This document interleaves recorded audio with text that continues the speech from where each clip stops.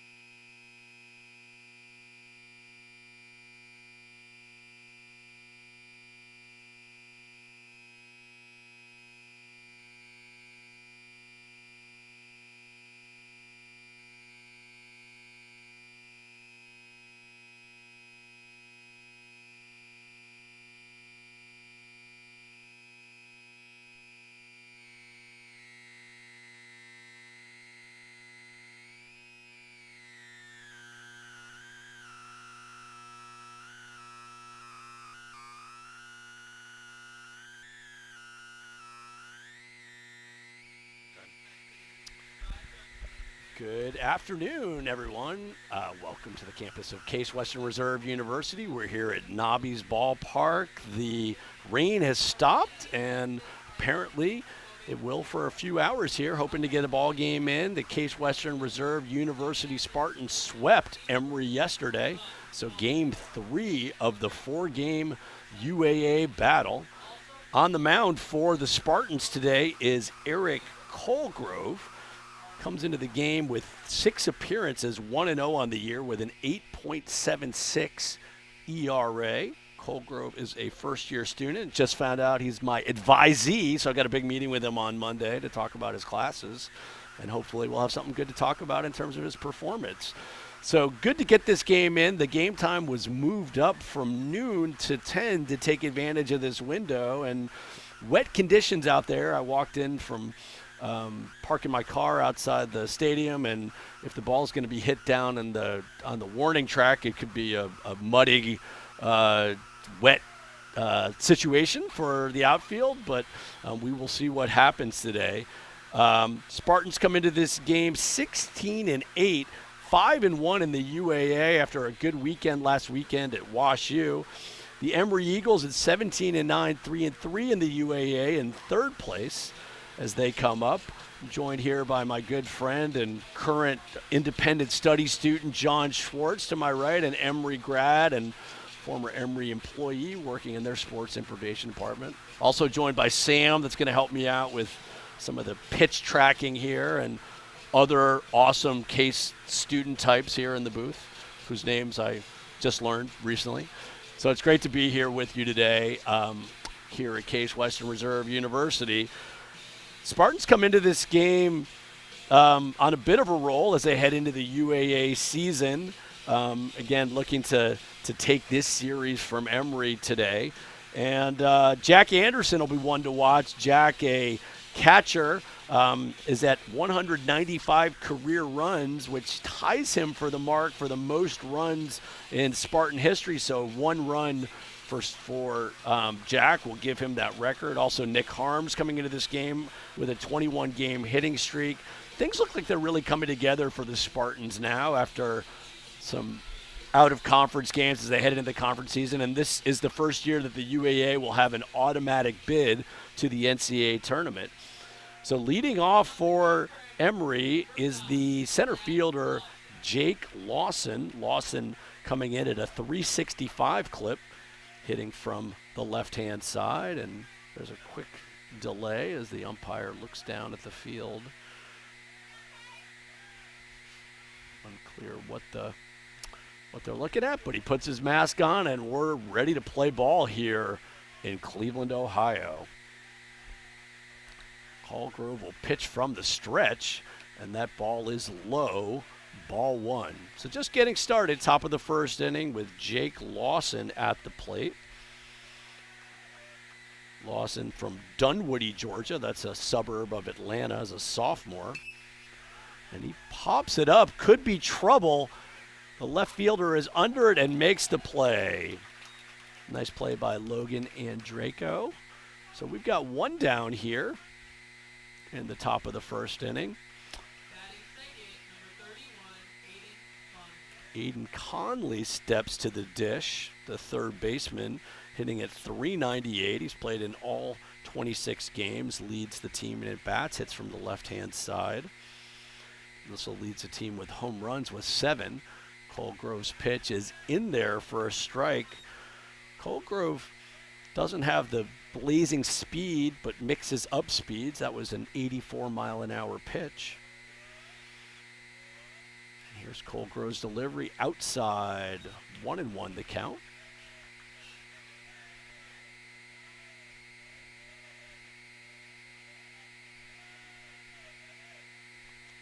Colgrove looks in for the sign from Anderson, and it is fouled away.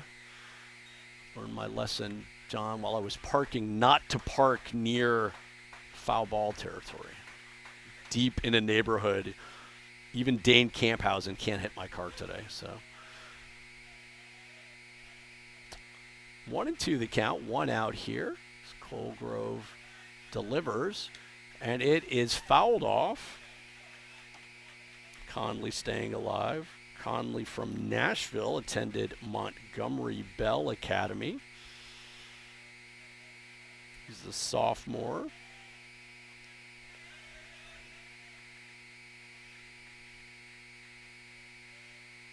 Here's the pitch from Colgrove, and it's fouled off. A couple of fun facts about Aiden Conley. Loves chess and Formula One and choir singing. The big three.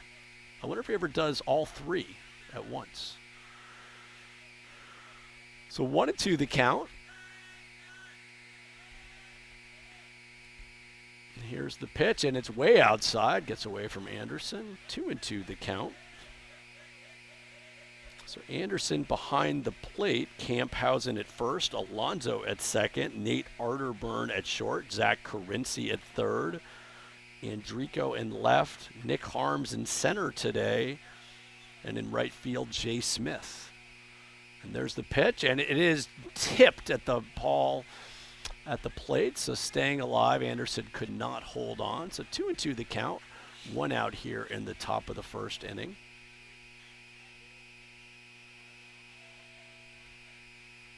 Emory, like the Spartans, drawing from all over the country for their team.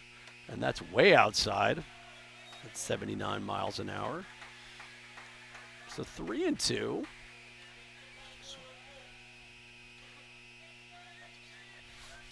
Slider on that pitch.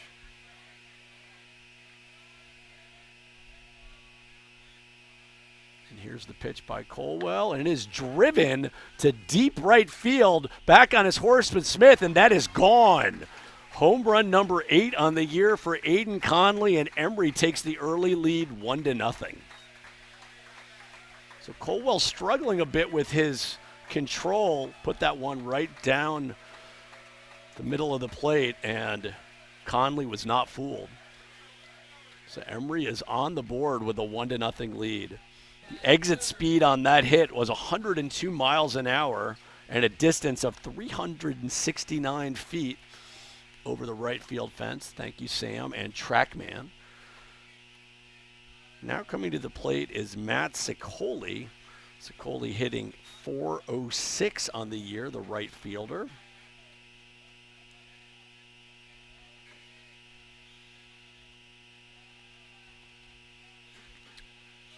One strike pitch to Sicoli, and that's outside.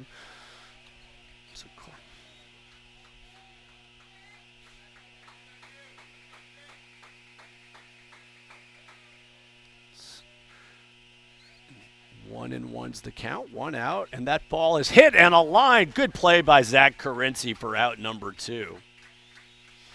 Sicoli coming from the Landon School. He's a senior in Washington, D.C., very prestigious private school. I used to live in that area. And now the cleanup hitter is Jack Halloran. Halloran hitting at .360, the first baseman, out of West Hampton Beach, New York. And that ball is in there for a strike, off speed at 83 miles an hour. Halloran's a senior.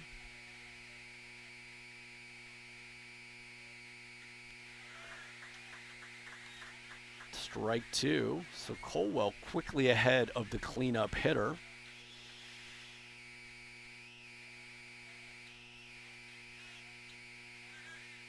Looks in for the sign, and that's well outside. 1-2's the count.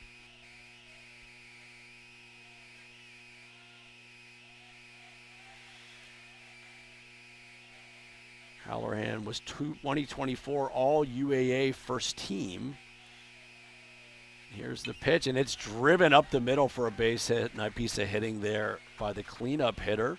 So second hit in the inning for the Emory Eagles, and that'll bring up Brian Dinchman, the catcher. Dinchman, a senior out of Tallahassee, Florida. Blake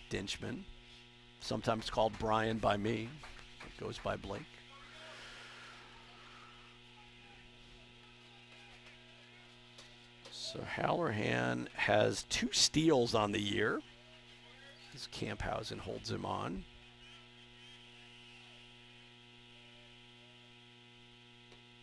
And that ball is in there for a strike at 77 miles an hour.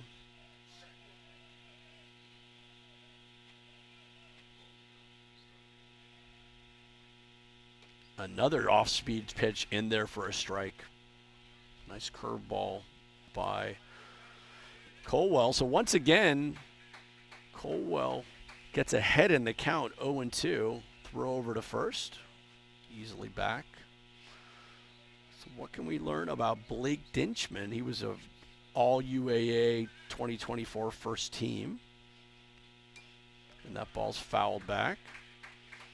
Interestingly, spent the fall at of 2021 at Tulane University before transferring to play JUCO at Gulf State College.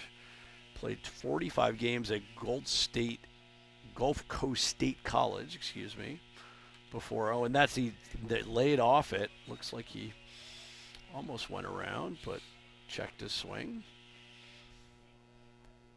Today's umpires Eric Dickey behind the plate and George Tidwell manning second base.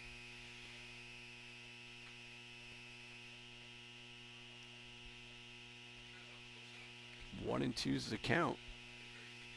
Good throw over to first, but back is Halloran.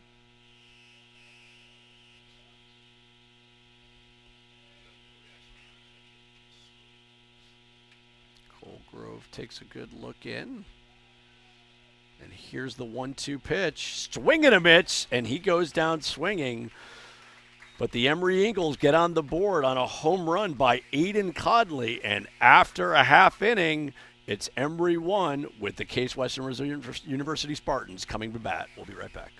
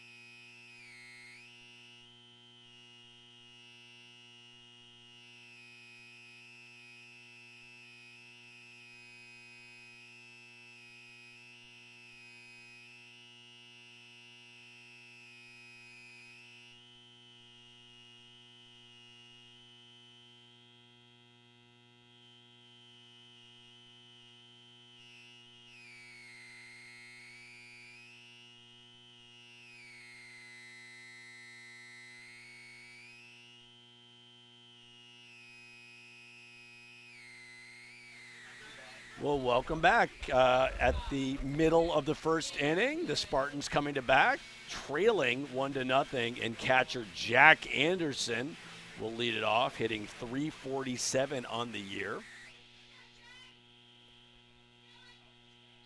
Pitching for the Emory Eagles, Adam Geller at a .498 ERA, and Anderson hits it to short. Nice play by the shortstop, picks it up and keeps his foot on the base at first. It's out. So a nice piece of fielding there by Zach Hansen. So 1 pitch, 1 out for the Spartans. Now coming to back, Nick Harms. Harms is on a tear, a 21-game hitting streak, hitting .446.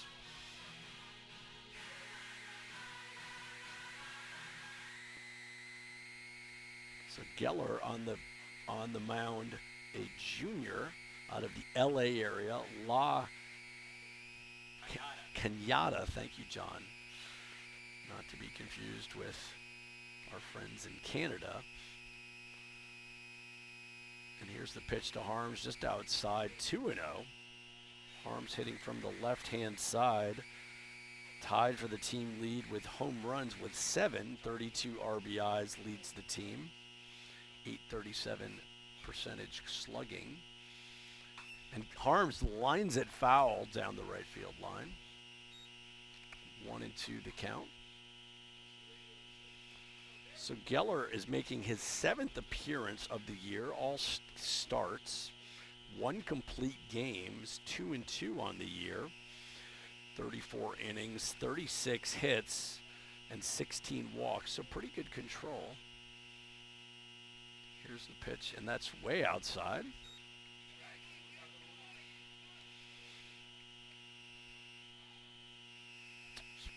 English major at Emory, enjoys golf, basketball, and surfing, is Adam Geller. Here's the 2-2 pitch. Harms fouls it off. So Geller with a bit more velocity than Eric Colgrove. That last pitch was 89 miles an hour.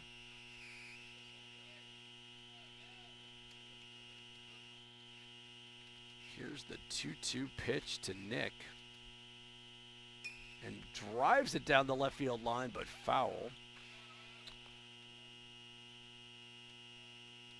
Blake Dinchman behind the plate for Emory. Halloran at first. Brock Liu at second. We'll set the fielders for a second. Here's the pitch to Nick. Outside, 3-2. Shortstop Jack Hansen, Aiden Conley at third. Your left fielder is Zach Wasserloff.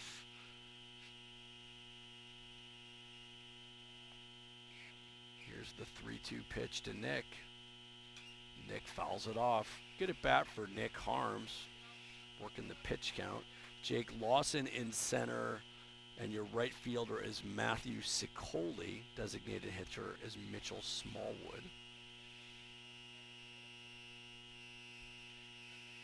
So still 3-2, 1 out for Nick Harms, playing center field today. Nick goes down swinging on the off-speed pitch. So good battle there, but Adam Geller gets the best of the Spartan senior. Tyler Stilson, the designated hitter, comes to the plate, hitting at .366 on the year. 5 homers and 27 home runs. Fouls it straight back. 89-mile-per-hour pitch.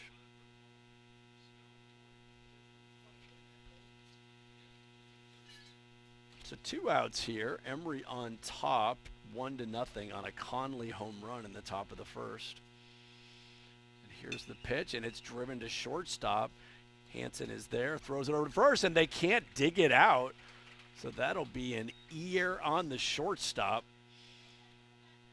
as he hurried it over. As E6 agrees, John Schwartz.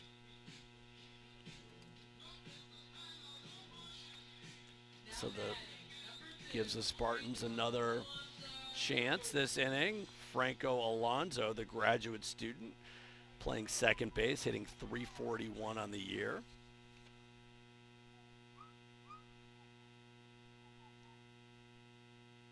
There's the pitch, and it's in there for a strike.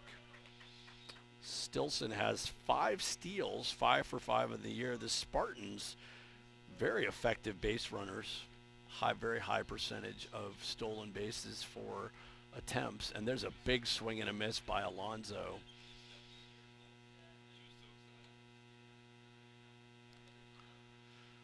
So 2 strikes, 2 outs. The Spartans have a runner on first on an error by the Eagles shortstop. There's a throw over to first, back pretty easily. Wouldn't be surprised to see Stilson on the move here with 2 strikes and 2 outs, and the cleanup hitter up for the Spartans.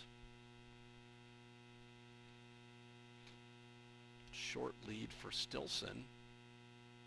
He's not going, and Alonso drives it up the middle. The second baseman is there, touches the bag, and that will do it for the Spartans.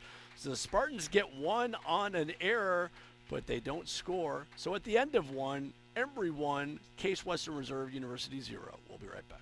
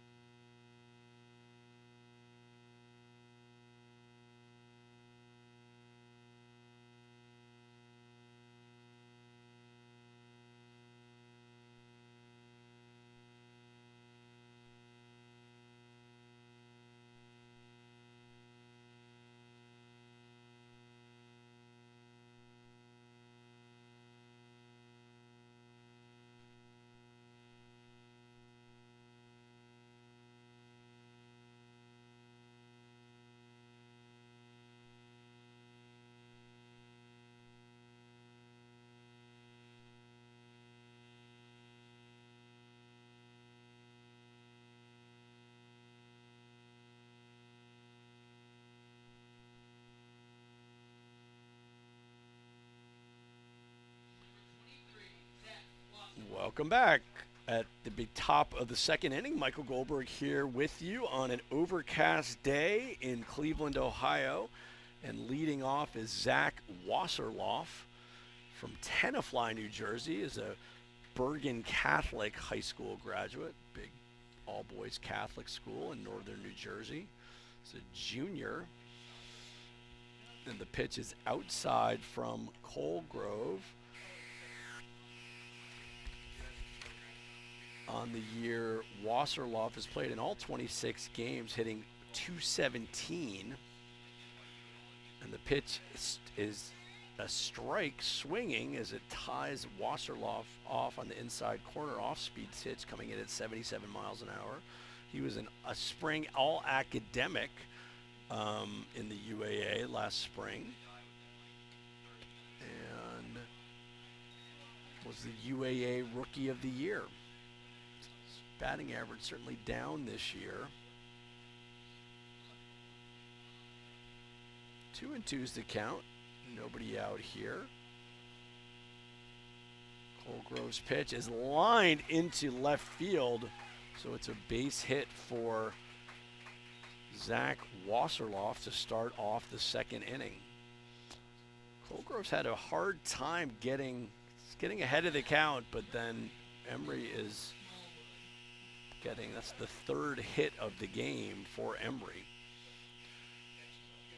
So Mitchell Smallwood, the designated hitter, hitting it at .351 on the year. Wasserloff is tied for first with for the Emory Eagles in steals. He's 10 for 10 on the year as Colgrove throw is back to first base. Outside, and it's outside corner called a strike on Mitchell Smallwood. Another kid from the DC area. Went to St. John's College. Here's the pitch. Outside. Another off-speed pitch. So a lot of off-speed pitches for Colgrove, excuse me. It's a good lead over there for Wasserloff. He's not going, and the ball's hit in the air. And Draco is back, and he has it, and he'll retire Smallwell for out number 1. So Logan misjudged it for a second, but then had plenty of time to get back. Brock Liu, the second baseman, steps to the plate, hitting in at 250 on the year. Brock from Gilbert, Arizona. He's a senior. That is inside for ball 1.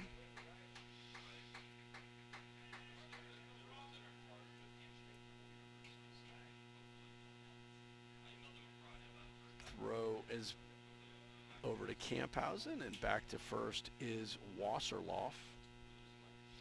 So Liu is the number 8 hitter in the lineup. 1 out here in the top of the second inning as Zach Wasserloff led off with a single.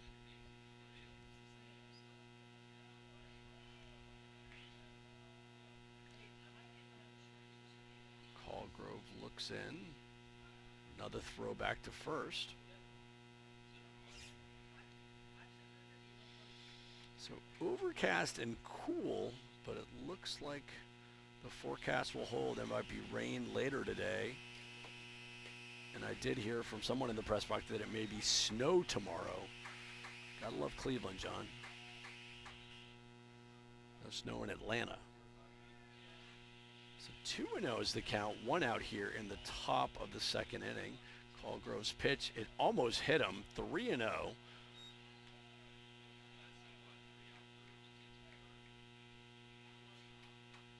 Interesting to see if they send the runner at any point. And there's the pitch, and he did hit him. So Callgrove struggling with control as he hits Liu in the back. Umpire comes out. So Emory with runners on first and second. Zach Hansen hitting in the 9 hole. The shortstop, 258 batting average on the year. Hansen from Atlanta, Georgia, Westminster High School. Actually, the high school of several of my cousins, if they're listening today. Actually, fun fact about me, John, my mom is from Atlanta and grew up very, very close to Westminster School on Nancy Creek Road. If she's listening today, I don't know if she's a big Zach Hansen fan, but hopefully not.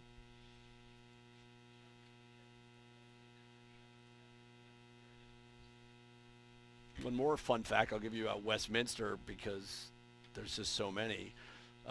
One of their talented student athletes who played football at Princeton University, Matt Tarkington. You may remember that name. Certainly TJ Shelton probably remembers the name Tarkington, the son of Fran Tarkington.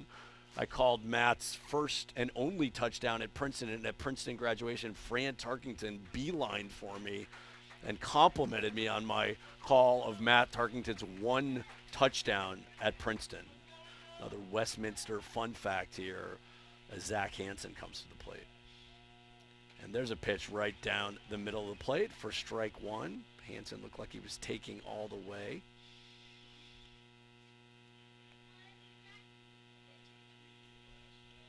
Be interesting to see if Hansen maybe puts down a sacrifice bunt.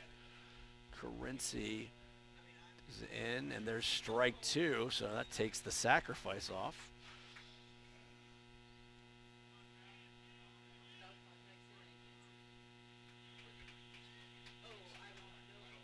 So 0-2 the count on the number 9 hitter, Zach Hansen. And that's way outside. Good catch by Anderson.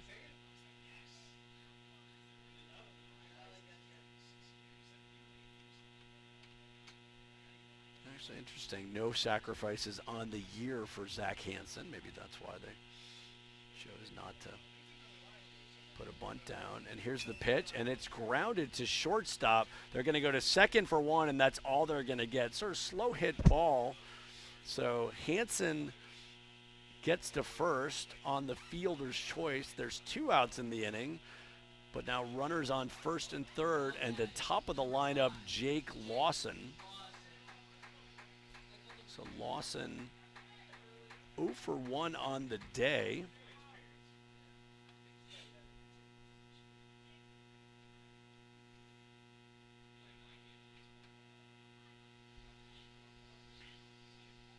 And here's the pitch to Lawson, outside corner for a strike. Lawson flied out to left in his first at bat. Hansen stolen 2 bases on first base. There's the pitch outside, 83 miles an hour. So Colgrove, not a hard throwing right-hander, mixes his speeds. Inside, ball 2, 2-1. Aiden Conley is on deck, and Conley's first at bat, he hit it 360 feet over the right field fence. So Colgrove would like to get out of there. And there's a ball shot up the middle, and that's going to score another Emory run. Stopping at second is Jack Hansen. So Jake Lawson drives it up the middle for Emory's 4th hit on the day, and Emory leads 2-0 here in the top of the 2nd inning.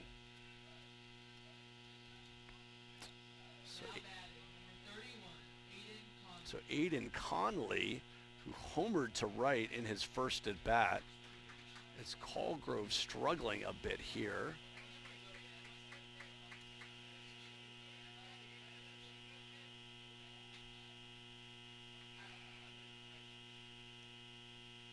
And that pitch is in there for a strike on an off-speed pitch. Colgrove has now thrown, how many pitches? 44 pitches, thank you, John. And here's the pitch, and that's down low.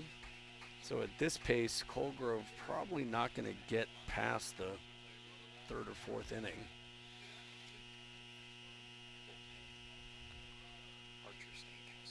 Archer Stankowski warming up in the bullpen for the Spartans, and that's fouled off. So Stankowski, a right-handed pitcher, warming up. I think Matt Englander would love to get Colgrove through this inning and maybe one more before he has to go to the bullpen. But lots of traffic for Emory over these first two innings. 1-2, there's a count on Aiden Conley. And here's the pitch, and it is fouled off. Good small crowd on hand today.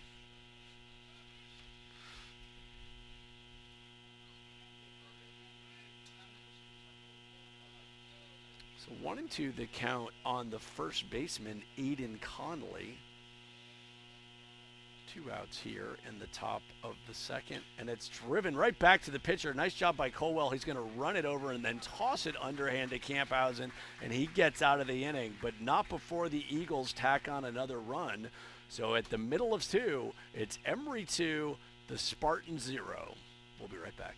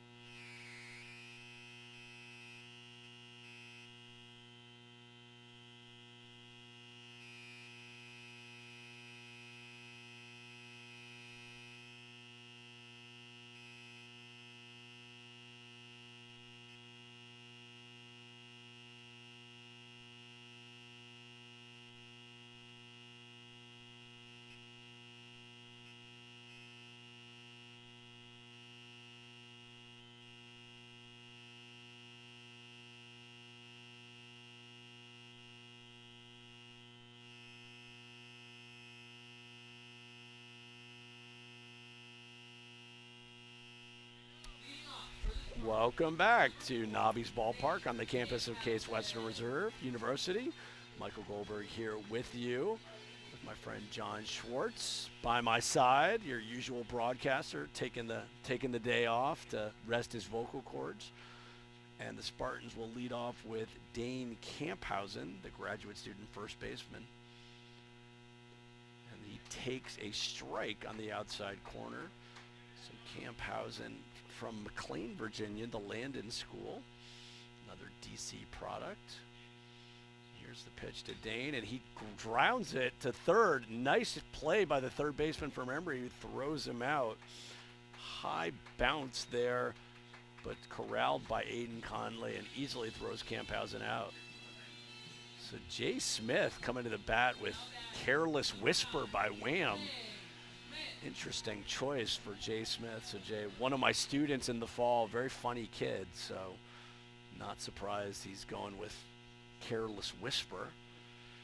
Jay has appeared in 14 games, started 9, hitting at .359. And here's the pitch by Geller, and it's on the outside corner. Geller, interestingly, a converted infielder for Emory, but has done well as a pitcher. Jay went 4 for 4 in the last game against Emory, so earning another start. Jay has an interest in going to law school after, not sure if he's heard from any schools, but very smart, active participant in my class. Good to see him out here today. So 0-2 the count with 1 out on Jay, and that is outside.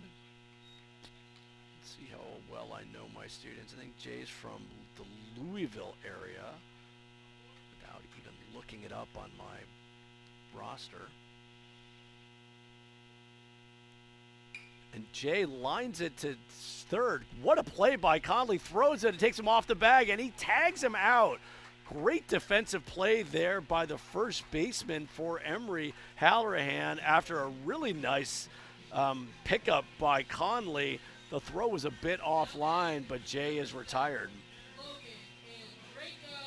So Logan Andraco comes to plate, hitting at .291. Logan, the senior, was featured on 5 questions this week, heading into wealth management at Glenmead. Actually at Clearstead after graduation. You know those folks pretty well. Logan is a finance major. And Logan lines it into left field, but the left fielder is there. So the Spartans go down 1-2-3 as Geller takes care of business. And after 2, it's Emory 2, the Spartan 0. We'll be right back.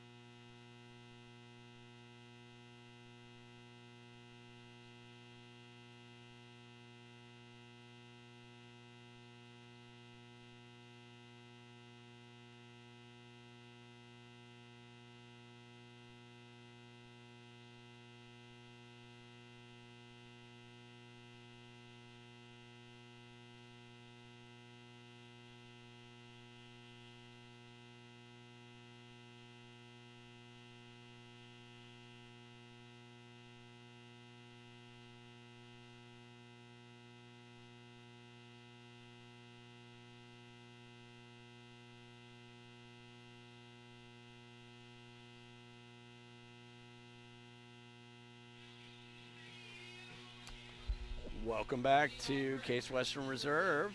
Top of the third inning, as now batting for the Emory Eagles is Matthew Sicoli, the number 3 hitter, and we have a new pitcher for the Spartans, and that ball is hit off the end of the bat into right field. So Archer Stankowski on the mound for your Spartans.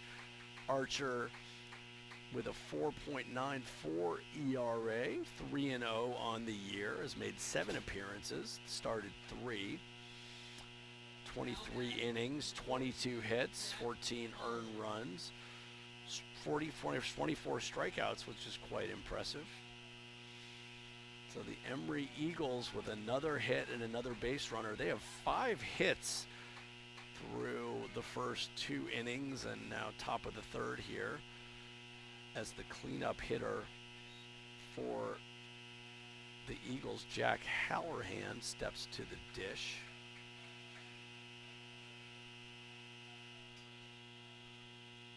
And that's outside for Stankowski.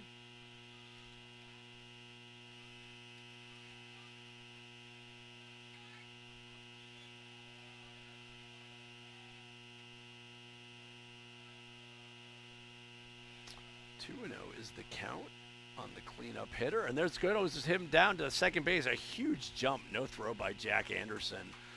So I put that one on the pitcher. Great jump for Sicoli as he steals his 11th base in 11 attempts. And Emory with a runner in scoring position with nobody out, and a 3-0 count here in the top of the third, and that is outside. So 4-pitch walk issued to the cleanup hitter, and Emory with runners on first and second with nobody out as Brian Dinchman comes to the plate. Blake Ditchman.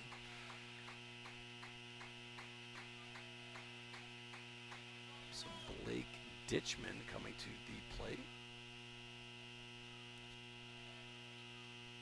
Oh, and they throw down to second, and he's safe.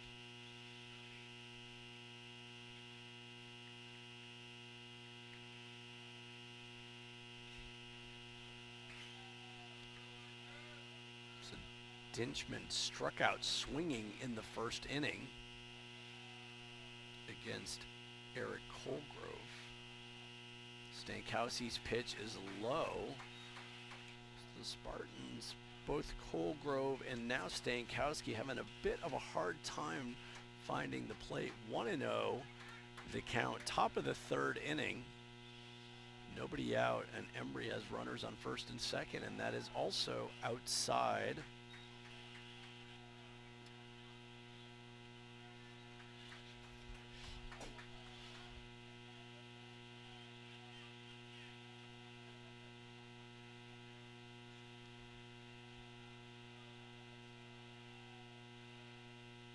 And that's right down the middle of the plate.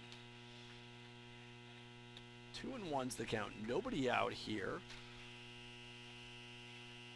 Dinchman, the batter. Sicoli, who led off with a single, is on second base, and Jack Halloran, who walked, is on first. And there's a ground ball to Zach at third. Touches the bag, is going to throw it over, and he's got him. Double play. Great play by third baseman Zach Carinci. And all of a sudden went from nobody out on first and second to 2 out with just a runner on second. Great play by Zach. Heads up, touching third, and then throwing it across the dish to Dane Camphausen. And a sigh of relief for Archer Stankowski as the double play is his best friend. Now there's 2 outs, and Zach Wasserloff comes to the plate, and that ball is outside.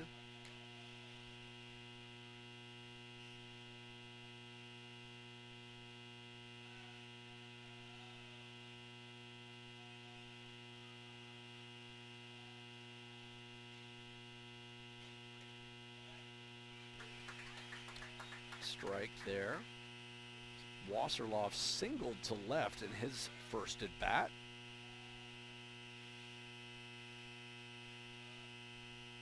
Stankowski, 1-1 count, and that ball is low apparently.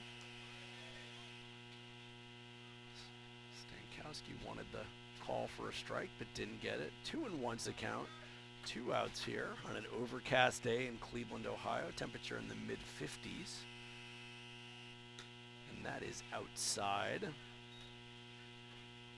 So Stankowski struggling a bit with his control.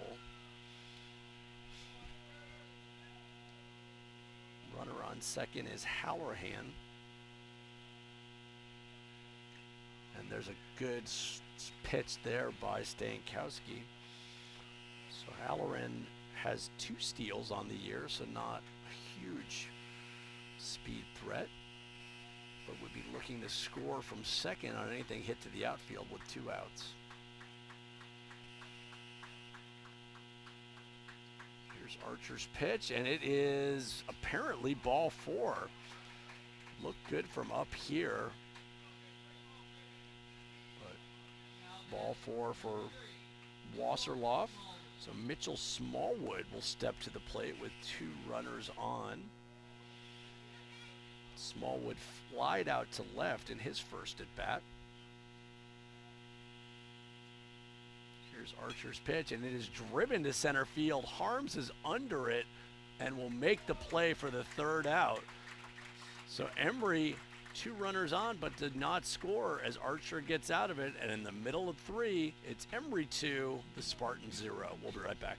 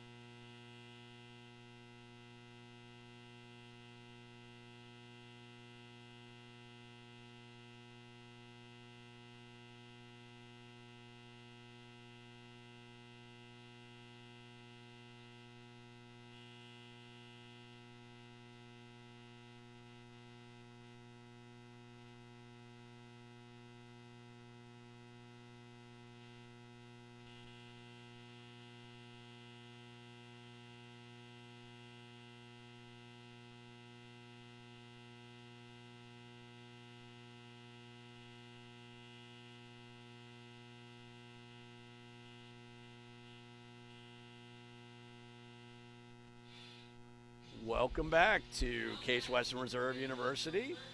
Bottom of the 3rd inning, and the number 8 hitter, Zach Carinci, to the plate, hitting it at .286 with 1 homer and 8 RBIs. Zach, a graduate student in finance at Weatherhead. And there's the pitch, and it hits off his bat for strike 1, unfortunately. Oh, it's ball? No, I think it was ball. Okay. Oh, off the glove. Sorry. Thank you, John. And Zach fouls it back for strike 1. So Zach coming off an injury of last year with 2 of his teammates doing grad years in the Big Ten. I think before Zach's injury, he was probably a strong candidate to do the same. And he pops it into shallow right. The second baseman is under it and makes the play. Nice there play by Brock Liu. Retires Zach. Number 9 hitter, Nate Arterburn. Nate, the shortstop, hitting .247 on the year. So Emory really shutting down the Spartans today so far. Arterburn is a sophomore out of Southlake, Texas. And that ball is low, 78 miles an hour. So the Spartans still do not have a hit on the game. They did have a base runner on an error. And here's the pitch, and it's fouled off.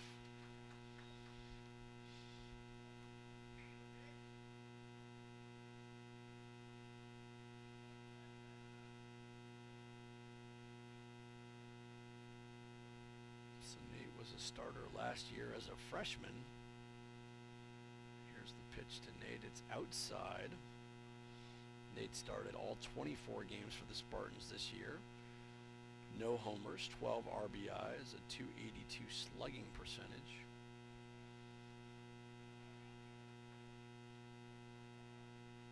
Two and one's the count, and that is low and outside at 88 miles an hour on the fastball. So 3-1. Spartans desperate for base runners here. 3-1's the count. And a nice drive to left field. Back is the left fielder, and it's over his head for extra bases. Nate goes into second. Could have been 3. John points out he was watching it fly. Maybe thought it was a home run. So the first base hit for the game for the Spartans is a double by the number 9 hitter. And that brings up Jack Anderson to the plate.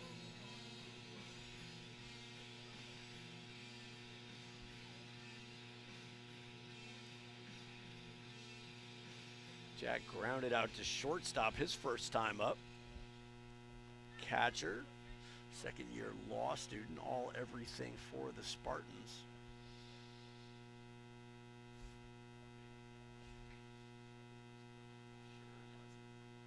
And here's the pitch, and it's inside, almost hit him on an off-speed pitch. Okay, John apologizes. He says that Nate ran hard on the replay. Although it's interesting, there's a lot of water on the warning track, so good job actually by the left fielder in holding him to a double. Fouled away. So the surface here, it's field turf on the infield, and the outfield is grass, so a few wet spots out there, and certainly out on the warning track, it's a bit more precarious in terms of water and mud. Here's the pitch to Jack, and that's low and outside.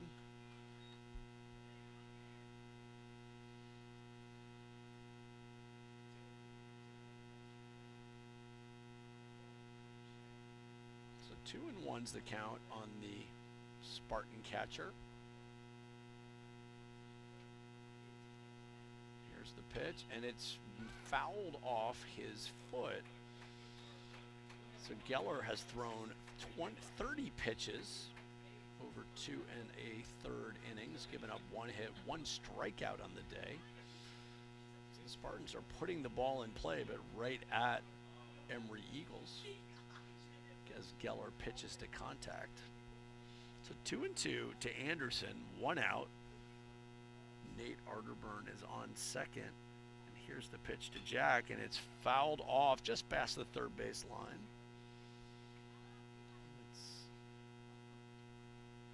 chased down by Anton Sabo out of the bullpen.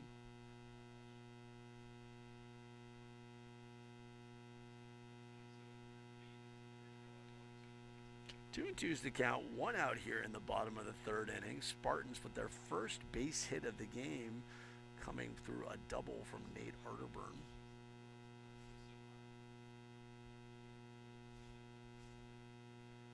And there's going to be a steal attempt, a hit and run as Anderson fouls it away. Nice break there by Nate Arterburn as no one was holding him on, but Anderson fouled it off. Likely running on his own, just given the huge lead he had. Second baseman Lou holding him on just a bit. Here's the pitch to Anderson. He chases. The ball is in the dirt, and they're going to throw down to first, and it's way off, and Anderson will reach, and on the throw down to first, Arterburn gets into third.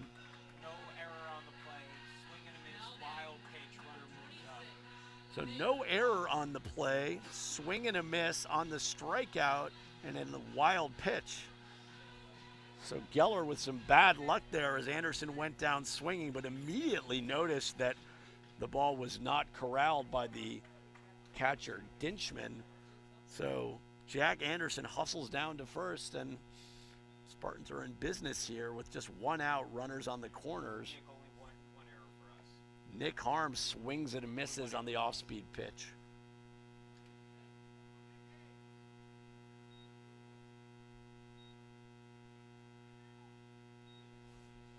One error for them, I'm sorry. Yep, perfect. That wasn't an error, it was a wild pitch. And Nick fouls it off, so quickly down 0-2.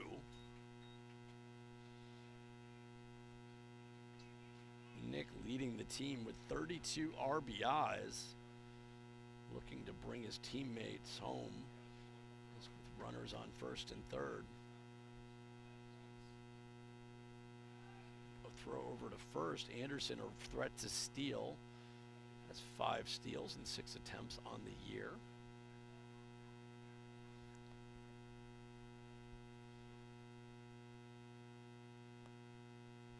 Another throw to Anderson.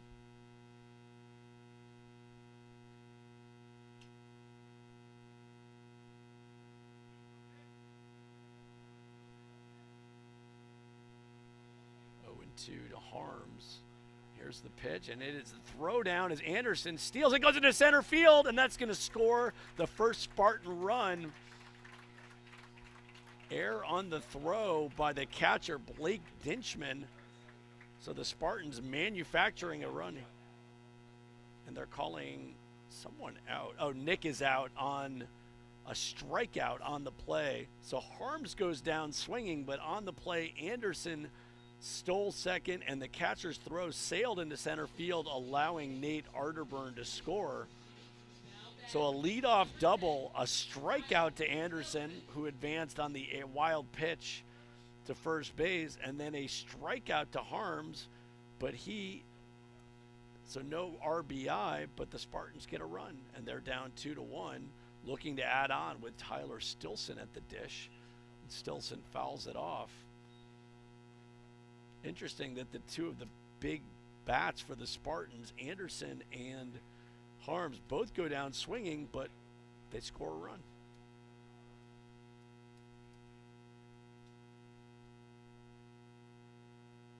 Geller's pitch, and it is driven into right field, but right at the right fielder, who leaps and catches it.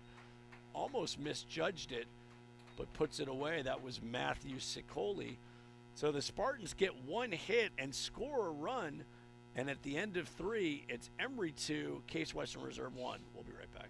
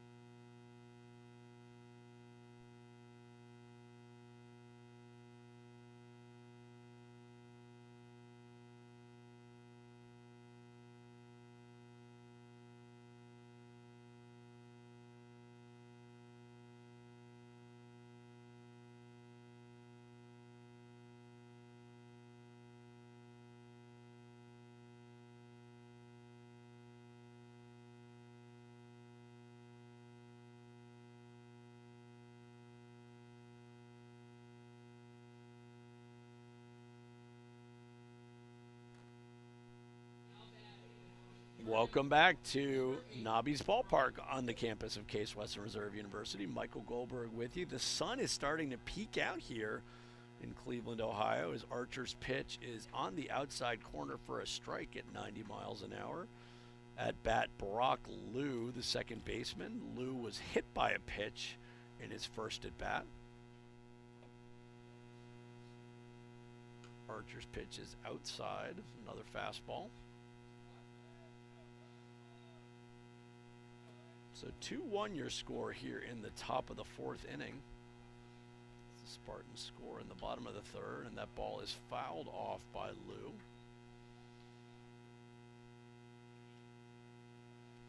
So Emory, UAA member, based in Atlanta, Georgia.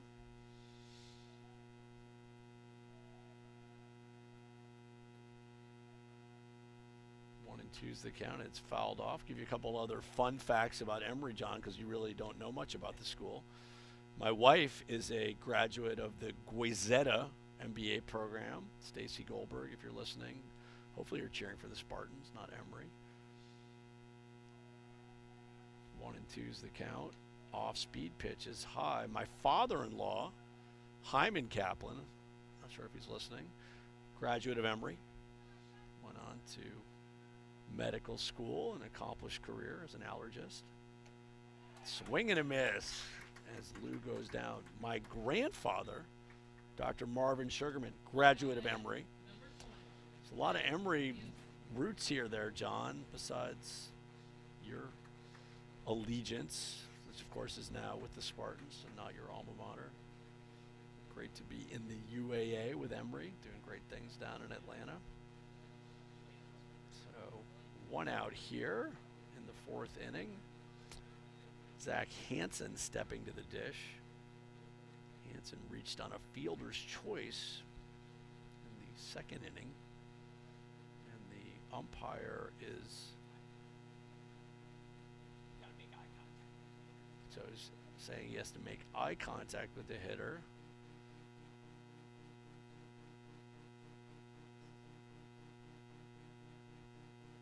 Archer's pitch is fouled off. Learning some of the rules here down at NCAA baseball from my friend John Schwartz. It's kind of like my kids not making eye contact when they meet adults. 2-1's the count, or sorry, 2-1 now. 2-1 the score. So 2 balls and 1 strike, 1 out here in the top of the fourth inning. Is Archer Stankowski on the hill in relief for Eric Colgrove in his second inning of work here.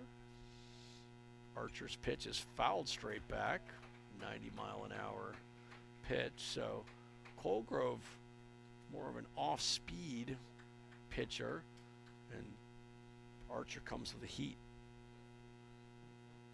Archer out of the Columbus area. It's a 2-2 count. Archer throws it over the back of the hitter, but it hits his bat, so it's a foul ball. Unlucky for Zach Hansen.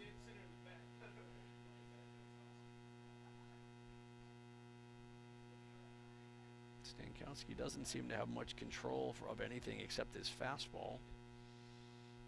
Here's the pitch, and another fastball on the outside corner. Strike 3 called, 91 miles an hour as he painted the corner for the second out here in the fourth inning. So back to the top of the order is Jake Lawson.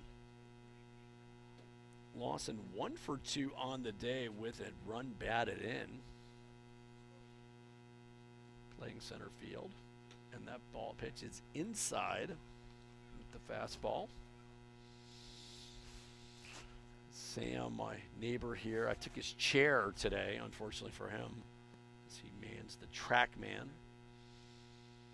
And that ball is dribbled down the first base line, but foul. One of the great things about working in the university is getting to know the students, but you look at them and you don't know if they were in your class or how you know them. It turns out Sam and I both do club tennis together. Actually, I'm not the only faculty member anymore. I attracted another guy from Weatherhead to play club tennis. Oh, and it's drilled into the gap in right center field. Harms on the run, and it gets by him. Goes to the wall. Smith picks it up, and it's a double from the leadoff hitter, Jake Lawson. I just did get a text from a student, Sydney Shank from the women's soccer team, saying if I want to play in the pickleball tournament this weekend, but I'm quite busy here at baseball. It's hard to do it all, John. It's hard to do it all. I will say it is fun beating the students in pickleball. Although the men's tennis players are quite good at pickleball. You play any pickleball, Sam? Okay, Sam playing a little bit of pickleball. So now stepping to the dish is Aiden Conley. Conley 1 for 2, and that hit coming in the first inning on a home run over the right field fence. So Lawson on second with the double, and that's going to be a strike as Conley not able to hold up. So 1-1 the count on the first baseman, Aiden Conley. Conley now hitting over 400 on the year, and that is a strike. So 1-2 with 2 outs as Emory looking to add to their lead. They lead the Spartans 2-1 here in the top of the 4th inning.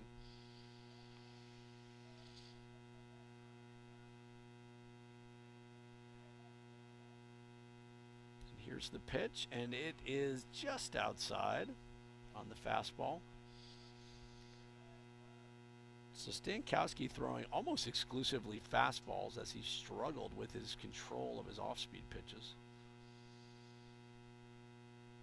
Here's the 2-2 delivery by Stankowski, and it is hit to the first baseman. Camphausen touches the first base, and that'll do it for Emory. So they leave a man stranded, and after 3.5, Emory 2, Case Western Reserve University 1. We'll be right back.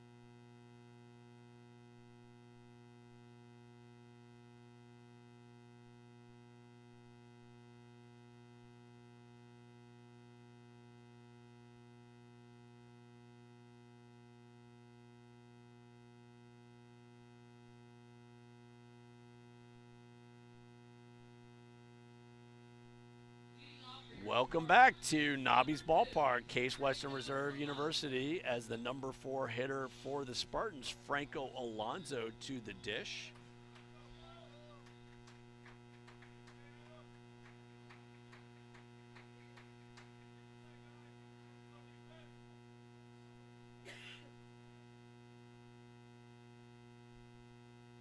Here's Geller's pitch, and it is just outside.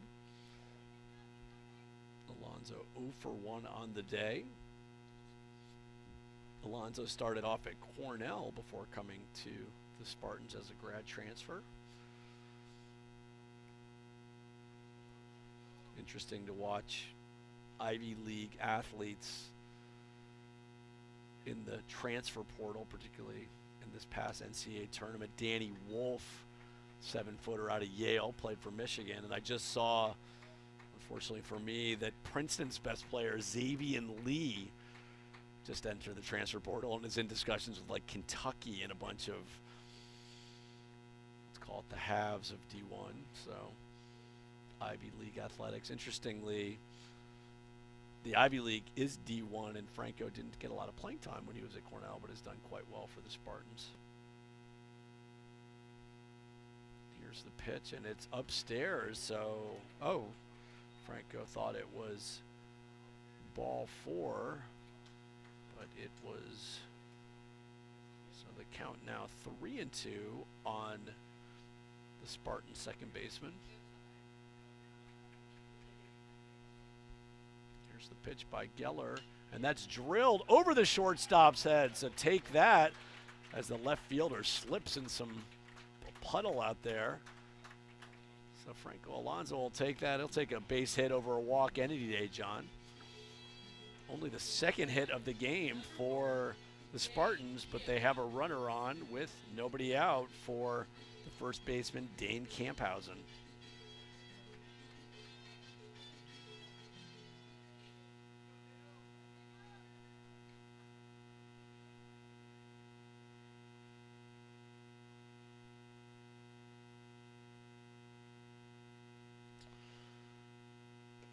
Pitch is inside to Camphausen. Camphausen started off the year on fire.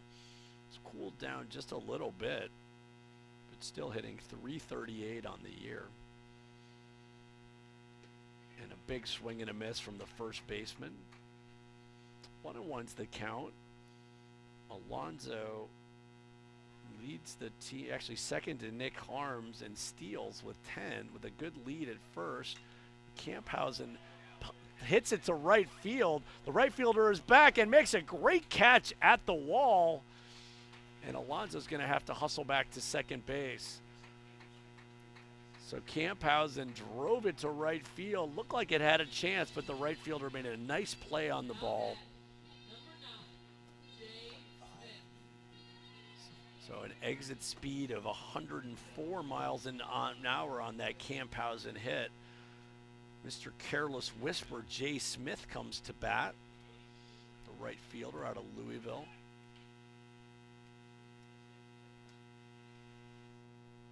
I wonder if Jay Smith has actually heard of Wham. Maybe his parents like Wham. I'm going to have to investigate that. Alonso with a good lead at first. He's not going, and that pitch is outside for ball one. Yeah, Jay is a trip. I taught a fall class here, a seminar on entrepreneurship with Jay Smith, Logan Andraco, Nick Harms, and Jackson Brewer all in the class. So, like a quarter of my class was either on the baseball team or were on the baseball team. Really good guys, all participated, got their work in, quite impressed.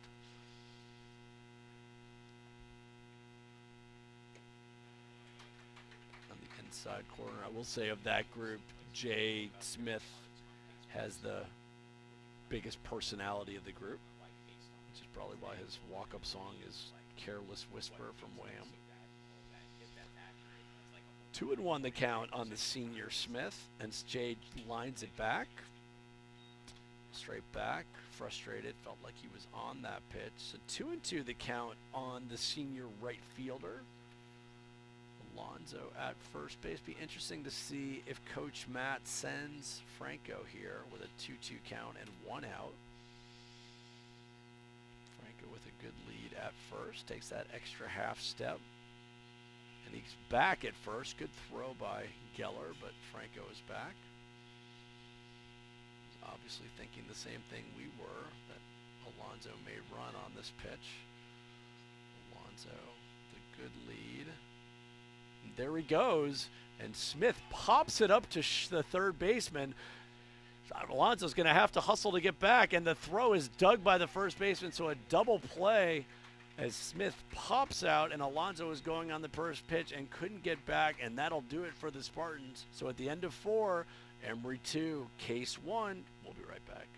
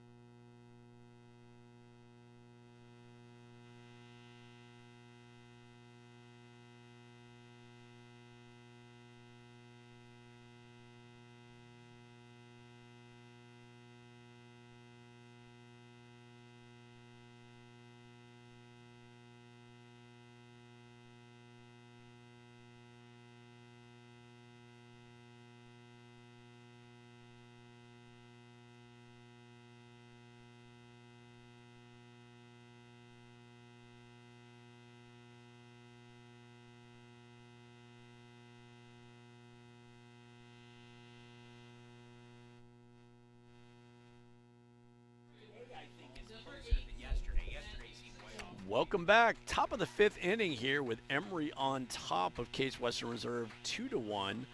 The number 3 hitter for the Eagles, Matthew Sicoli, 1 for 2 on the day, hitting .408 on the season. And that pitch by Archer is a ball. This is Archer's 3rd inning of work. Has not given up a run. Those 2 runs for Emory charged to Eric Colgrove. So 2-0 the count on the number 3 hitter and right fielder, who made a nice defensive play on Camphausen's drive in the last inning. And there's a strike for Archer. Jack Halloran on deck.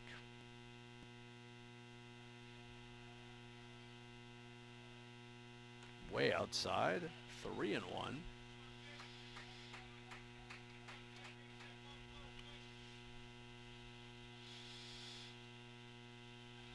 .92 on that last pitch for Archer. Here's the pitch, and that's inside. So a leadoff walk for Matthew Sicoli.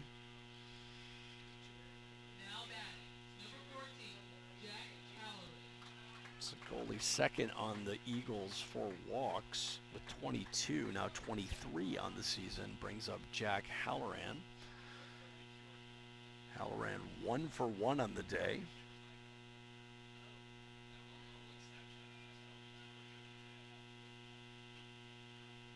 And it is driven in line to the shortstop. It looks like it's actually dropped. And they get the lead runner. So Arterburn lined to him, he dropped it, and they easily threw it over to second. And interestingly, the runner on second is, interesting, they may have tagged out. Let's see what's going on here, John Schwartz. I think they're saying that, is this a double play or not? I think they may have said that the runner made a turn at first base. And so just to recap, the ball line drive to Nate Arterburn. He mishandled it, threw to second for the force out at second, and then over to first. And they're having a discussion. It looks like the Emory manager is arguing with the umpire.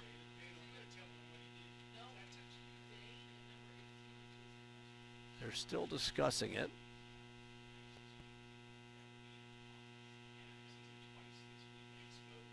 Let's see what it's going to be called here.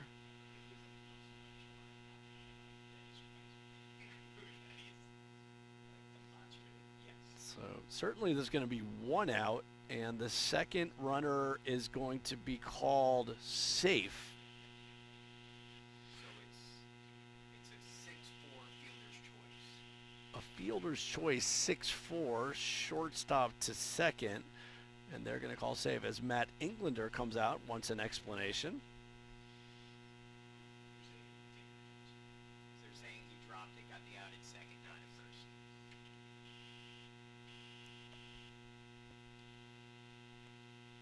You can't drop it intentionally like that. Like, you can't catch it and then like drop it. You have to like field it.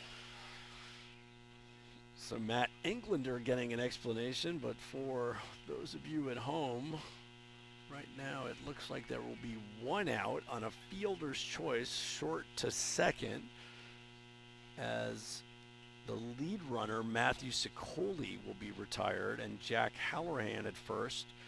Sicoli more of a threat to run, having 10 steals on the year than Halloran just with 2 steals. So for the Spartans, better to have the first baseman Halloran than the right fielder Sicoli at first. And Matt Englander looks like he's gotten a full explanation. May not be satisfied with the outcome, but we're back to baseball as Blake Dinchman now comes to the dish, hitting .391. Dinchman 0 for 2 on the afternoon. And here's the pitch by Archer, and he hits him. So that delay didn't do Archer Stankowski any favors as he plunks Dinchman on an off-speed pitch. So Archer has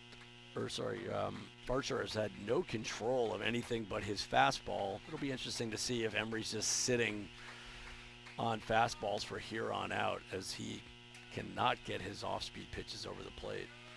So 2 on here as Zach Wasserloff gets to the plate. Wasserloff is 1 for 1 on the afternoon. Also has walked.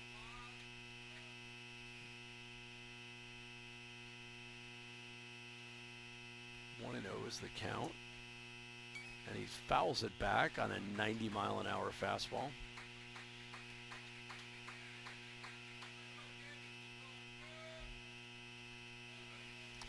Great to be with you here on an overcast day at Cleveland, Ohio. Getting this game in, but hopefully between bad weather here in Cleveland. And the pitch is outside to Zach Wasserloff, the left fielder. Emory has had base runners every inning, but only lead 2-1.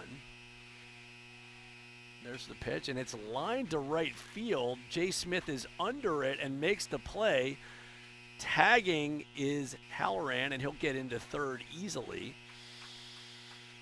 So a fly out, and advancing on the throw on the out was Jack Halloran. So Halloran at third, Blake Dinchman, who was hit by pitch at first, but now 2 outs in the inning as Mitchell Smallwood comes to the plate. 0 for 2 on the day. Here's the pitch, and it's high and outside. Looks like there may be some activity in the Spartan bullpen.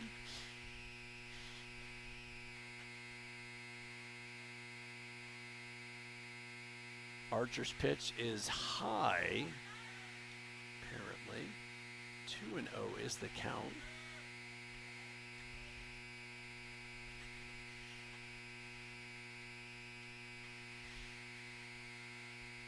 And there's the pitch, and it's fouled down the left field line into the Spartan bullpen. So 2-1 on Mitchell Smallwood, 0 for 2 on the day, hitting .333 on the year.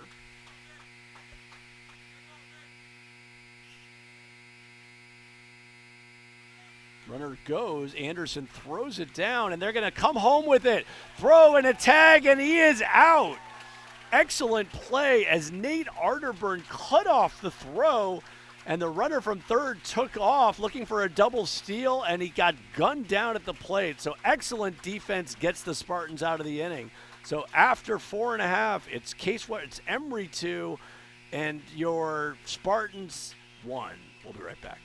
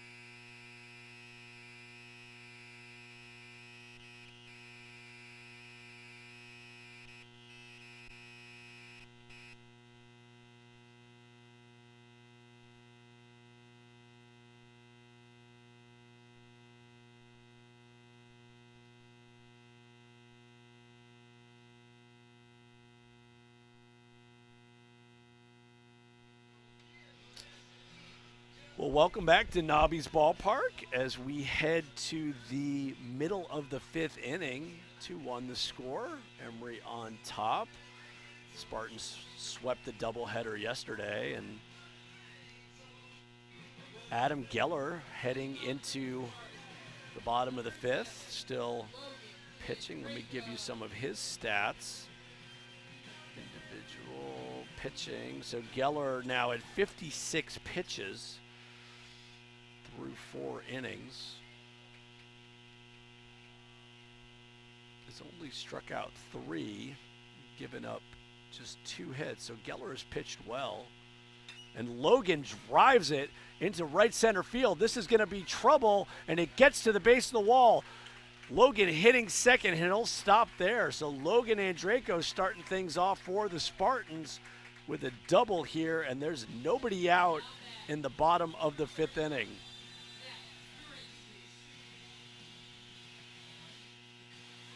So Zach Carinci steps to the dish, 0 for 1 on the day, for the third baseman from Twinsburg.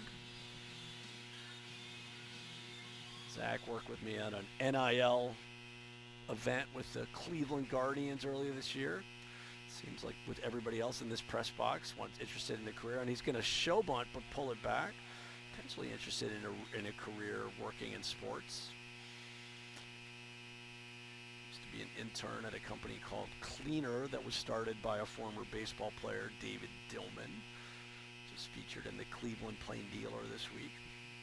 1-0 is the count on Zach, and that ball is in there for strike 2, so that'll take the sacrifice off. Sorry, 1-1 is the count. Apologize. So Logan on second, being held on by the shortstop. And Zach is going to line it up, and it's picked up by the shortstop, but that'll move the runner over. So Logan Andreyko goes to third. Zach does his job in moving the runner over.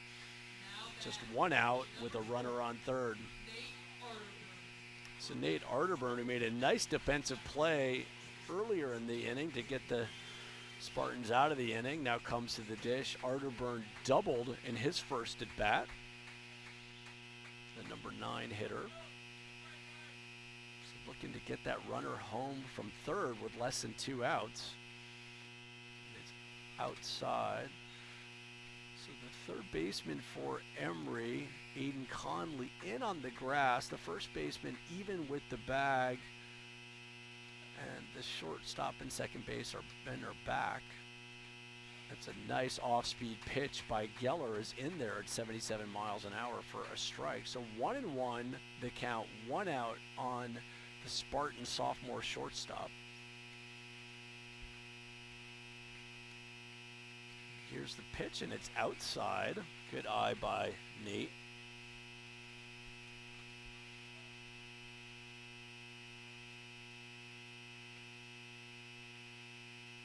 Two and one out here in the bottom of the 5th inning. Emory up by 1, and Nate drives it into center field. This will score Logan, and that ball is caught by the center fielder, and Logan will go in standing up. So a nice job there by the Spartans. Leadoff double by Logan. Zach moved him over to third, and Nate drives him home with a sacrifice fly, and the score is tied at 2 as we head back to the top of the lineup with Jack Anderson. A little bit of small ball here for you, John. Get a leadoff hit, moving him over, and bringing him home with a sacrifice fly.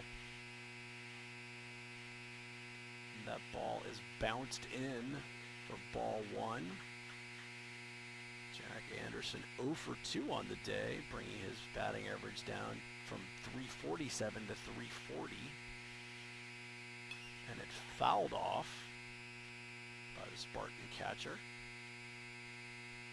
Met his dad. I went to the John Carroll game a couple weeks ago, the first game of that doubleheader that we lost, and got to talk to his dad.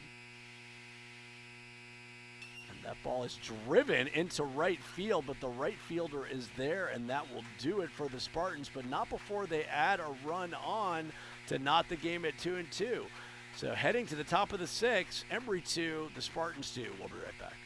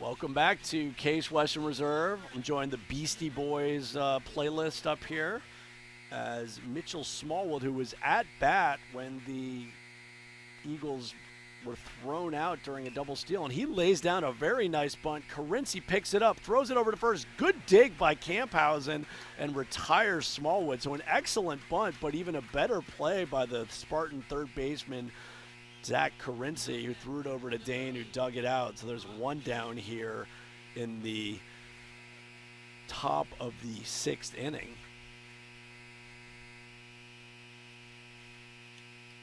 Brock Lou, the second baseman, 1-0 for 1 on the day.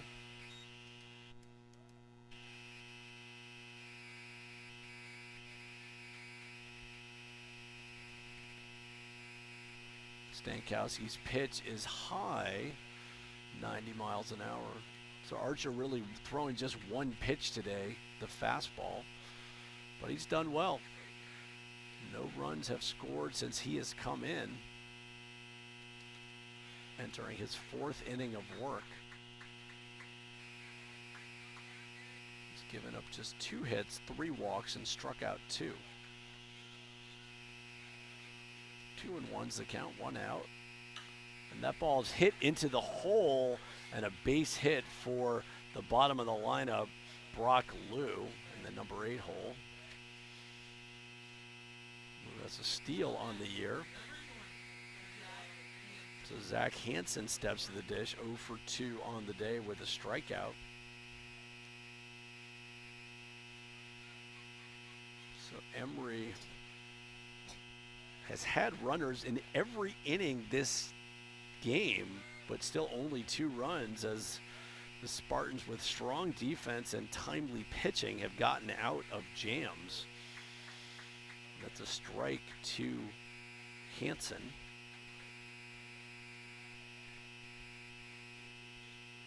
2 runs on 7 hits for Emory. And that ball is bounced off the plate. Zach can't get it, and that's going to get through.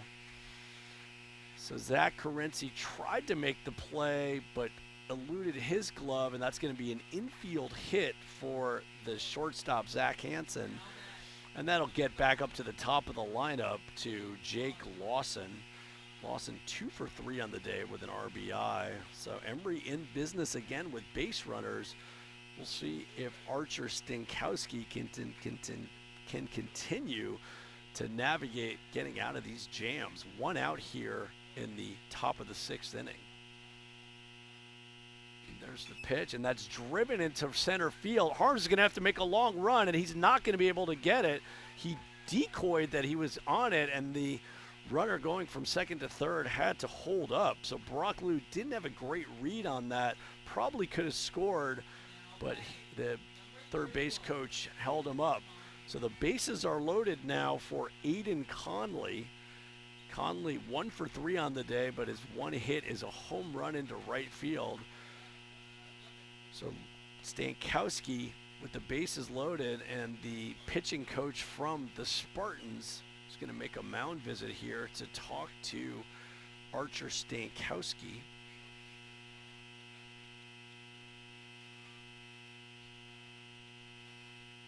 So Stankowski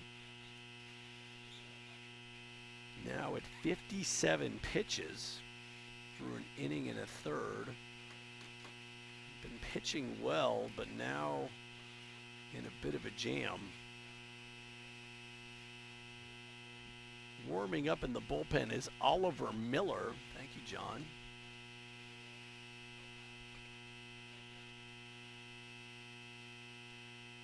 So still out on the mound. Let's take a look at Oliver Miller's stats, should we see him. And there's some booing going on. Any sense of what the crowd is fired up about, John? Nothing? Okay. Rowdy crowd today. Gotta love it.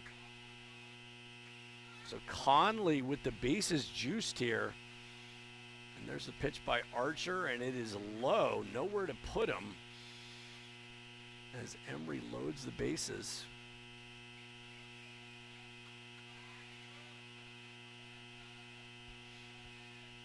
Big moment here in this game in the top of the sixth, just one out, and the ball is hit to shortstop. This could be two. Over to Alonso. Alonso with the throw, and he's safe. Good hustle there by Aiden and Conley. Looked like from the bat it could have been two. Good toss, and Alonso's throw not in time. So that'll drive in a run and give Emory its third run of the game.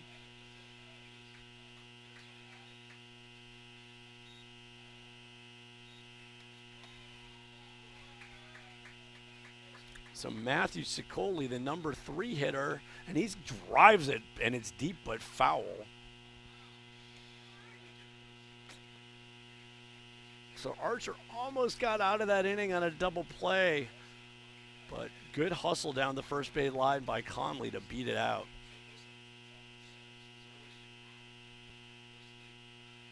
Here's the pitch outside. I literally think he has not gotten an off-speed pitch over the plate since he's been in, unfortunately, Stankowski.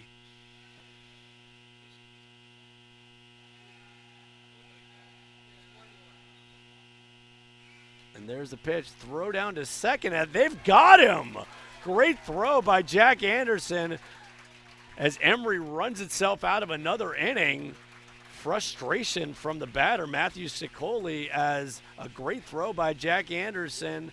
And Emory, which had the bases loaded and then 2-man on, runs himself out of an inning. But at the middle of the 6th inning, it's Emory 3, Case Western Reserve 2. We'll be right back.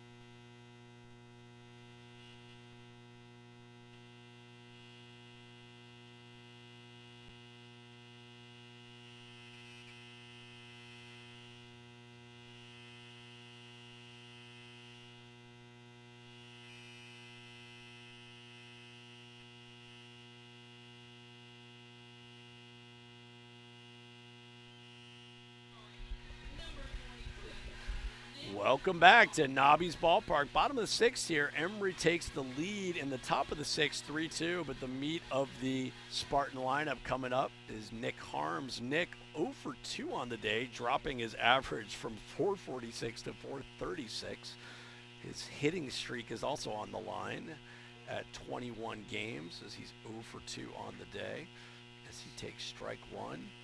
Adam Geller still out there for Emory, giving them some length today in his start. Spartans only with 3 hits and 2 runs, and that ball is low. I feel like Nick Harms is due right here, John. 1-1 to count.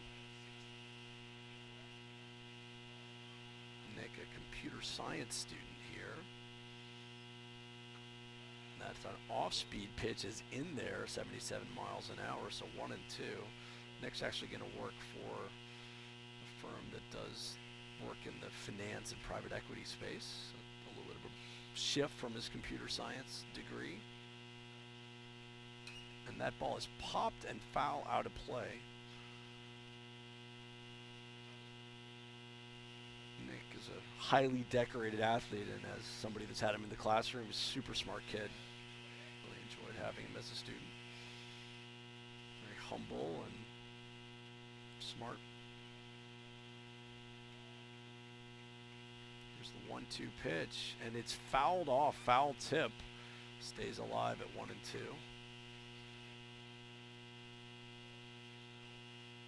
So Geller now at 66 pitches on the day. Just giving up 1 earned run. So nice performance by Adam Geller. Here's the pitch to Nick, and that is outside. Good eye there by the center fielder for the Spartans.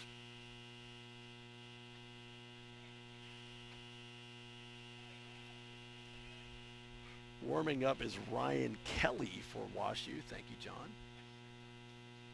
And that ball is drilled into the perhaps WashU bullpen. Emory bullpen. Thank you. This is not WashU. If WashU was playing here, it would be their bullpen. Sorry about that. I was actually just thinking about Nick Harms being overlooked by WashU, by their coach, and punishing them every time he plays again as a native of St. Louis. 2-2 is the count on Nick. Swing and a miss as Nick goes down swinging on the high fastball. 88 miles an hour on that pitch by Geller.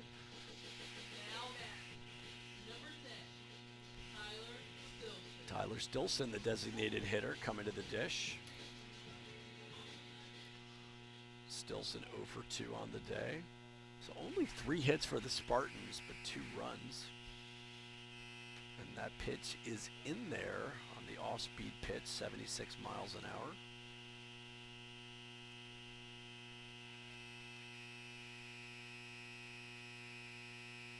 And that is, no, he didn't go, was able to hold back. So 1-1 the count on Stilson.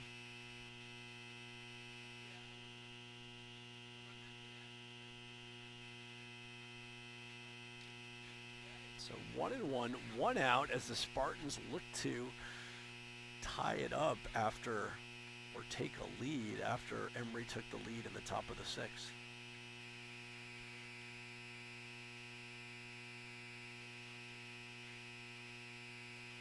Here's the pitch. Off-speed pitch is in there. Geller, good command. 1-2 the count with 1 out on the number 3 hitter for the Spartans, Tyler Stilson.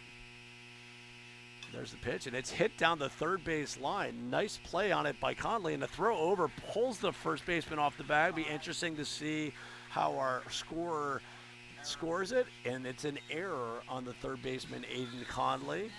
No love for Aiden Conley in this scorer here. It was a tough play, but a bad throw by Conley allows Stilson to get to first base. So the Spartans with the runner with the cleanup hitter, Franco Alonso, coming to the dish. Alonso 1 for 2 on the day with a single over the shortstop in his last at bat. Franco hitting 345 on the year.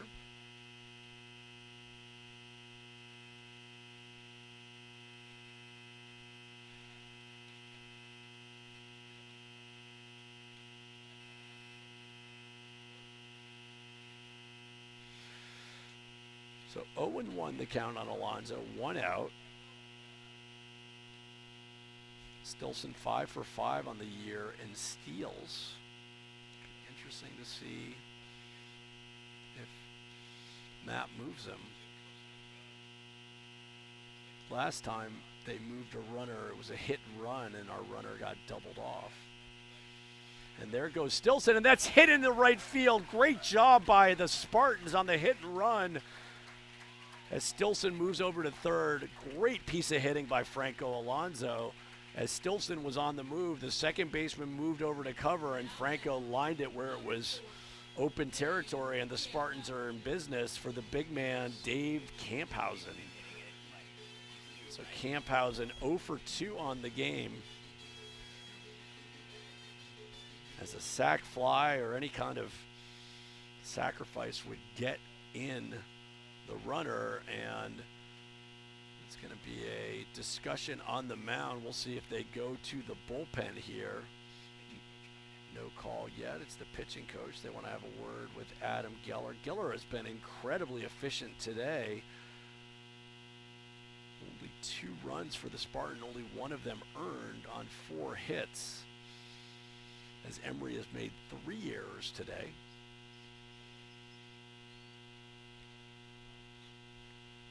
Alonso comes over to chat. Alonso has 10 steals. Be interesting to see if perhaps they send a double steal themselves, or at least put Alonso on the move, although that didn't work very well for Emory last inning. Actually, either of the last 2 innings. So we'll see. Geller will stay in the game. That is an official mound visit for, as Dane Camphausen comes to the dish. Well, this would be a great time for Dane to get his power back on track. Dane was 7 homers on the year. Hit it deep to right, but tracked down by the right fielder in his last at bat, Matthew Sicoli. Here's the pitch by Geller, and they're going to send Alonso, and that's lined into right field, and that will tie it up. Heading to third is Alonso as it's misplayed, and they're going to send him home. And here's the throw, no throw. Great hustle by Franco Alonso as that scores 2. Probably an error on the right fielder. Not 2 RBIs by Camphausen, but the Spartans have taken the lead for the first time today, 4-3.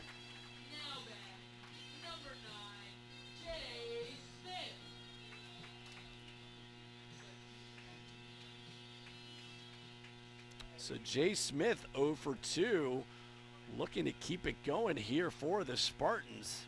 Big hits there by the Spartans, Camphausen. And that ball is drilled to right field, deep and over the head, and it's off the wall. Camphausen heading to third, Smith into second. Spartans are exploding here in the bottom of the 6th inning as Jay Smith takes it off the wall.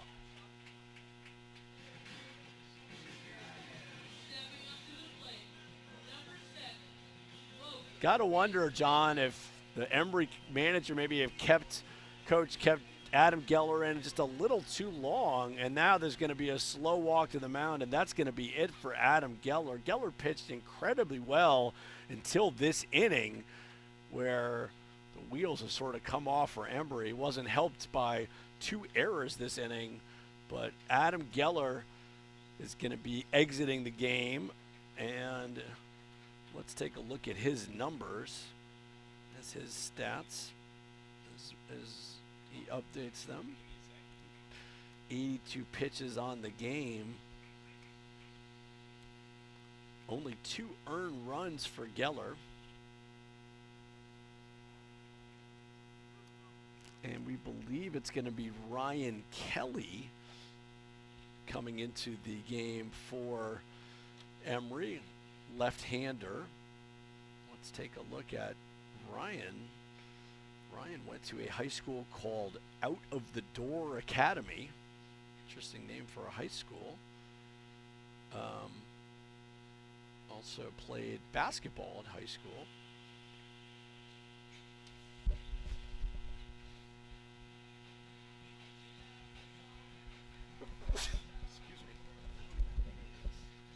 So Ryan Kelly into the game. Let's give you his stats.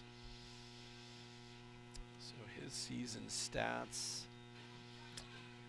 he's pitched 12 innings on the year with a 7.30 earned run average.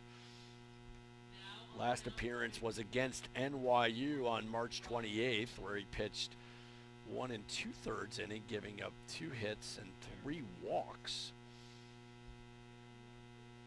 12 innings, 12 walks, and 15 hits, so a little wild out there. Throwing from the left side, senior, 190. So Geller throwing from the right side, now Kelly throwing from the left side. Be interesting to see if any of the bench right-handed bats may make an appearance.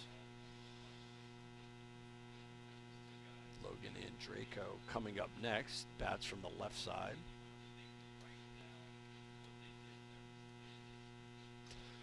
So the Spartans have exploded this inning. It's been quiet all game.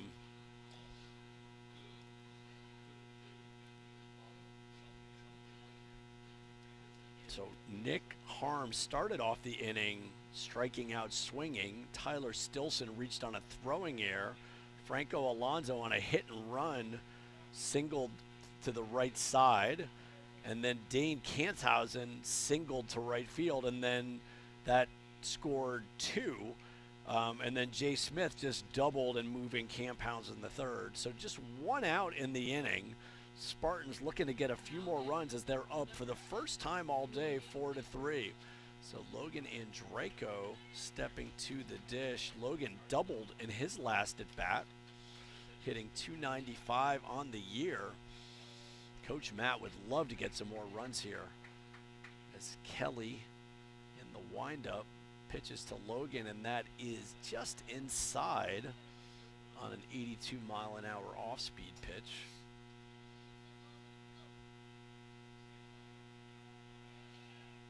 So 1-0 the count, 1-0, and with 1 out, here's the pitch to Logan, and that is on the outside corner for a strike.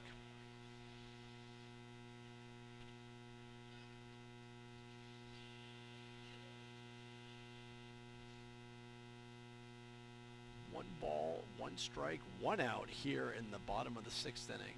And here's the pitch to Logan, and it gets away from the catcher, and that's going to score a run.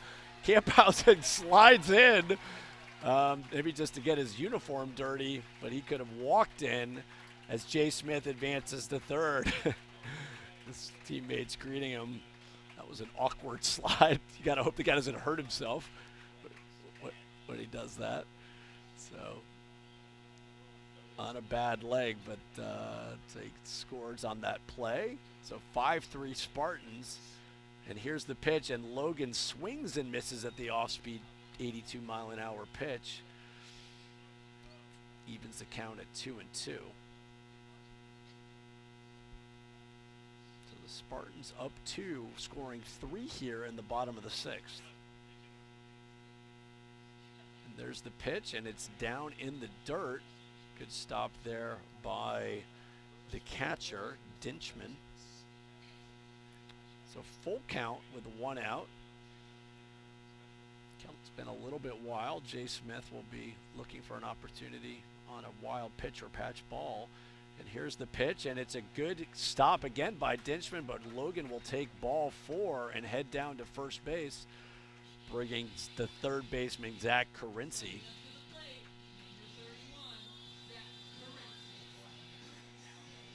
So Zach 0 for 2 on the day. Love to see Zach drive one here. That 1 homer on the year. Here's Kelly's pitch, and that is outside. So Kelly having a difficult time finding the plate here for the Eagles.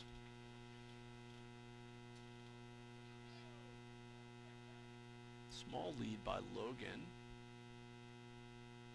It's not running, and Zach drives it fouled on the left field line, unplayable for the right fielder. So 1-1 the count with 1 out. Runners on the corners for the Spartans as they look to do more damage. They've already scored 3 runs in the frame. Looking to add to it.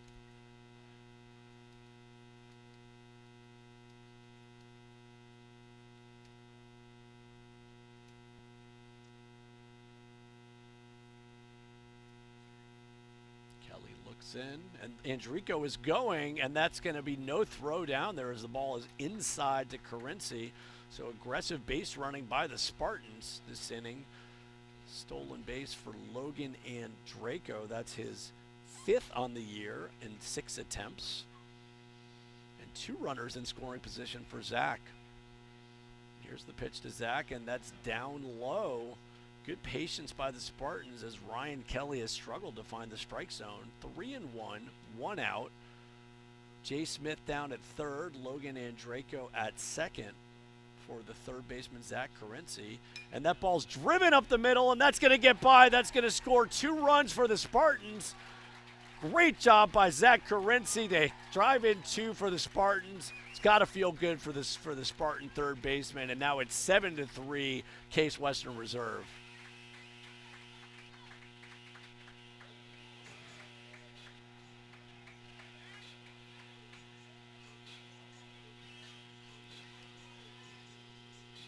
So only 1 out. Nick Harms started this inning with a strikeout, and since then, it's been all base runners for the Spartans. An error helped the Spartans cause, but the Spartans with some really good timely hitting here this inning are now up. They put 5 on the board in the bottom of the 6th, and Zach Carenci's at first base. Here's the pitch by Kelly, and it's down low to the shortstop, Nate Arterburn.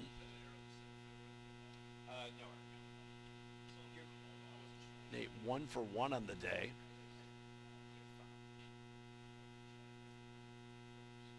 And that's outside to Nate, 2-0.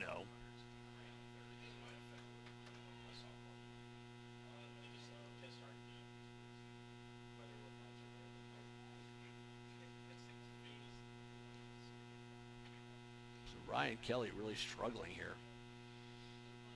And he throws over to first. Carinci is back. Zach stolen 4 bases this year on 5 attempts.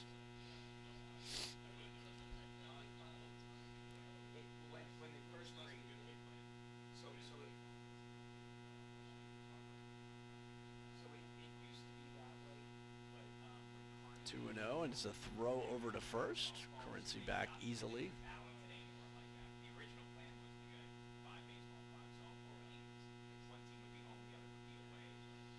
The bottom of the 6th has been good to the Spartans. 5 runs here in the frame, and they lead 7-3.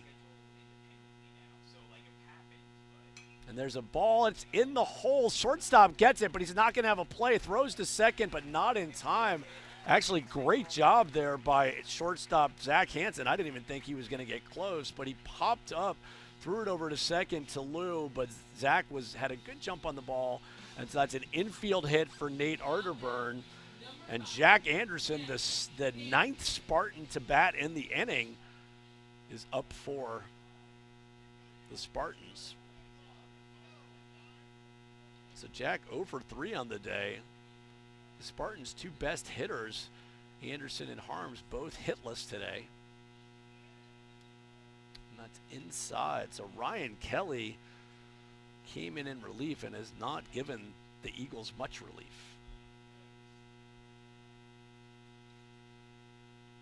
1-0 is the count on the Spartan catcher, and that's fouled off the end of the bat, evening the count at 1-1.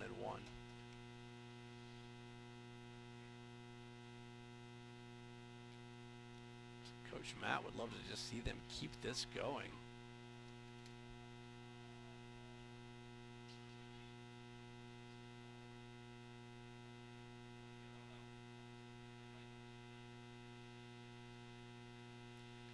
Anderson fouls it off. So 1-2 the count, 1 out here in the bottom of the 6th. The Spartans have scored 5 in the frame and have runners at first and second, Zach Carinci at second and Nate Arterburn at first. So good speed on the base paths.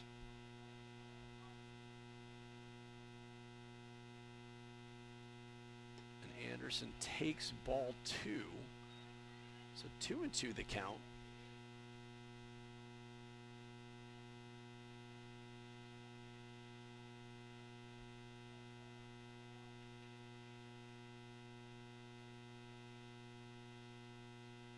Here's the pitch, and it is outside.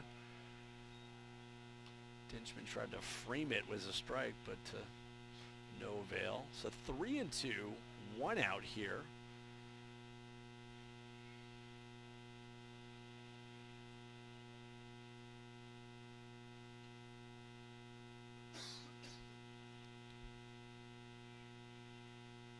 The runners are moving, and that is ball 4. So Nick Harms with the bases juiced second appearance this inning, is the only person to get out this inning. He struck out to start the inning and is now the 10th man to come to bat for the Spartans. Oh, wouldn't Nick Harms like to keep his hitting streak going here, John, with a deep shot to right? So Kelly looks in. Bases are loaded against Harms. Harms takes, and that's a ball on the outside part, outside of the plate. 82 mile an hour on that pitch. 21 game hitting streak on the line here. Here's the pitch to Nick, and it is in there for a strike at 82 miles an hour.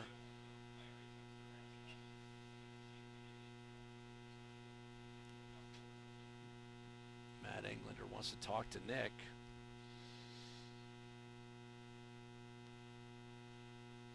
Saw Nick meditating before the game, so maybe he's reaching deep here, having a calm thought before he crushes one out of here.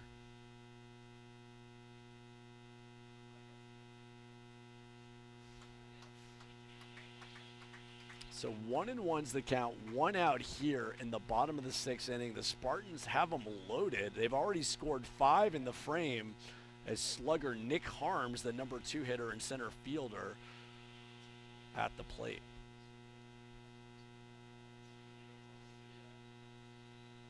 Here's the pitch, and that's way outside. 2-1's the count on the Spartan center fielder out of St. Louis.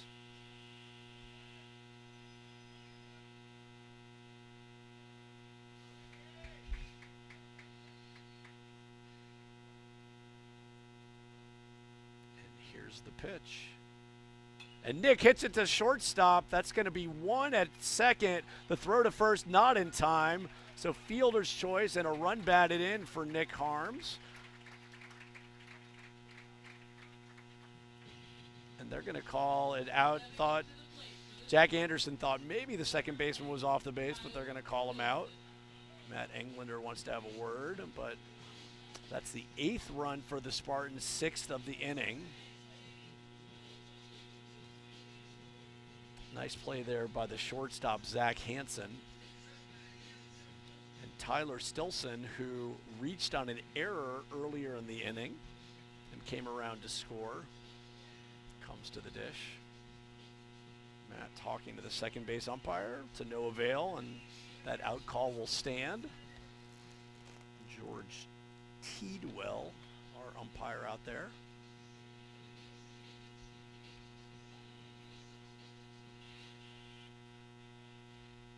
The Spartans up 8-3. They trailed all game here until the bottom of the 6th, where they put 6 on the board. Throw over to first. Harms back easily.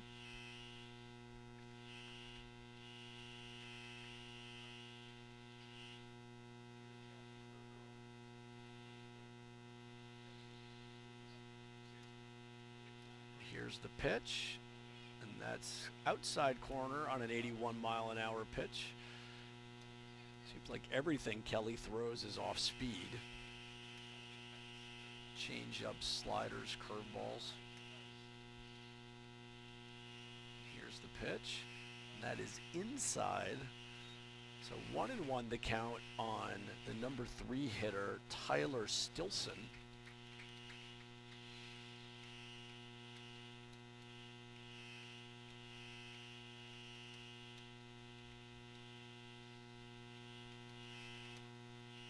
The pitch to Tyler, fouled away. This would be an official game at this point for those watching your weather apps. It's been no rain but overcast here. Let's take a look at what it shows. Just looks kind of ominous, but no rain here at Nobby's ballpark. Back to first is Harms.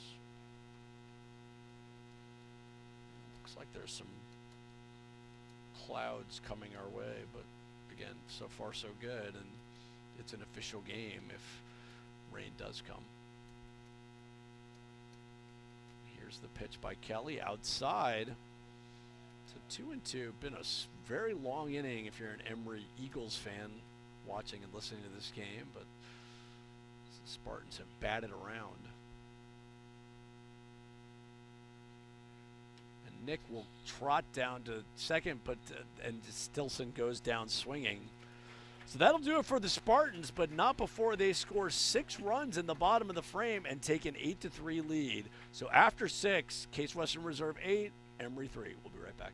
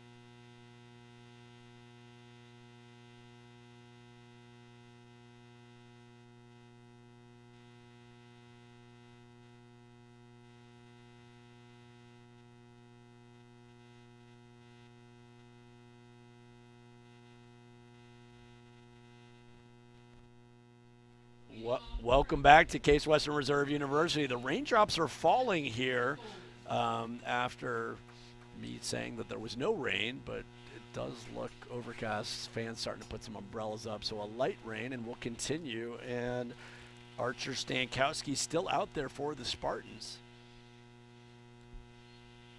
And that ball is hit into the air.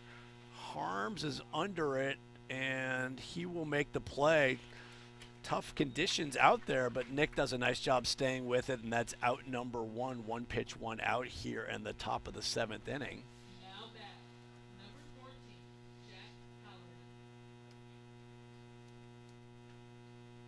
So Stankowski has pitched 4 innings, now 4 1/3, giving up only 1 run, 1 earned run so far.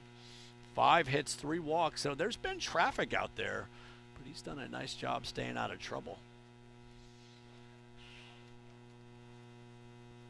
There's the pitch.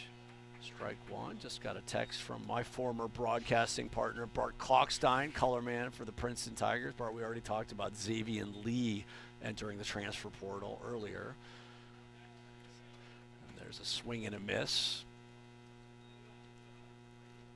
First baseman Jack Halloran up 1 for 2 on the afternoon. So 5-run cushion after a 6-run inning by the Spartans, and that's ball 1. So 1-2, 1 out. Light rain coming down here. There's the pitch, and it's outside.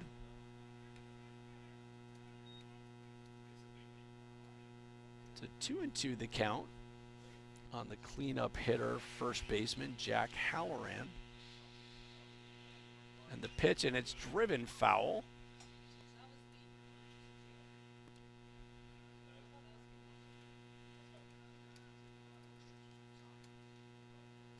Be interesting to see if the umpires try to move this game a little faster, John, as they sort of waiting here.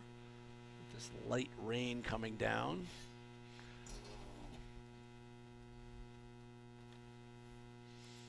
Weather forecast does not look great tomorrow, but got 2 in yesterday, and this is an official game today. So Cleveland weather in April, always unpredictable.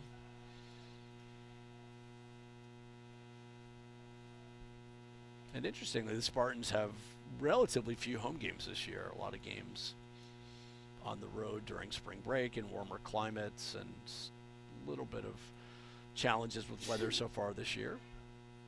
So 2-2 is the count with 1 out, and that's a swing and a miss. Halloran goes down swinging. So there's 2 outs here in the top of the 7th inning, bringing Blake Dinchman to the plate. 0 for 2 on the day with a strikeout.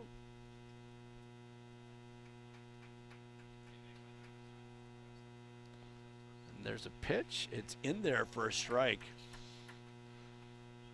So Archer finally getting his off-speed pitches over the plate.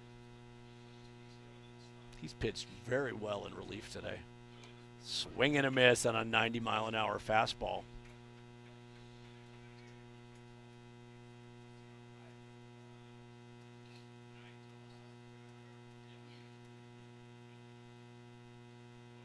Here's the 0-2, fouled away. So staying alive at the plate is the catcher, Dinchman.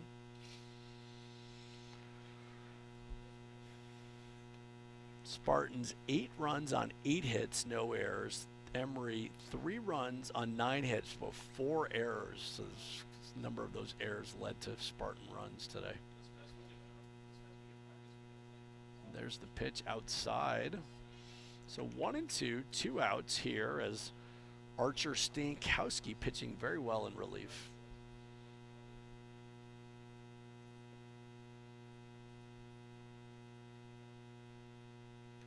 Bounces it in for ball 2.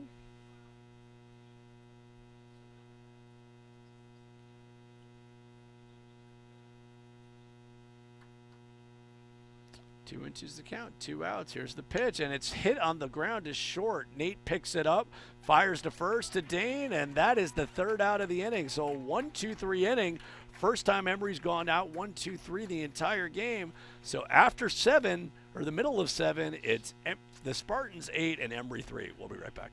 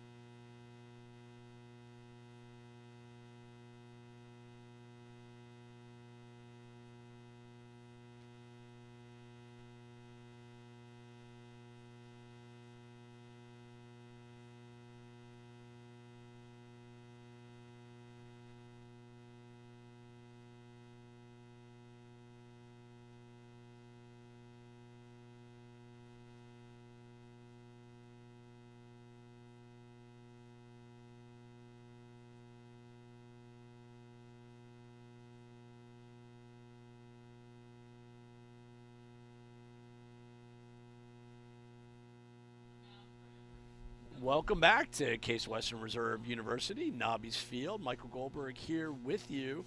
Spartans up 8-3. We've got a new pitcher on the mound for the Emory Eagles, Paul Fine, a junior out of Kensington, Maryland, Bethesda Chevy Chase High School, another Emory player out of the D.C. area. Let's take a look at some of his stats on the year.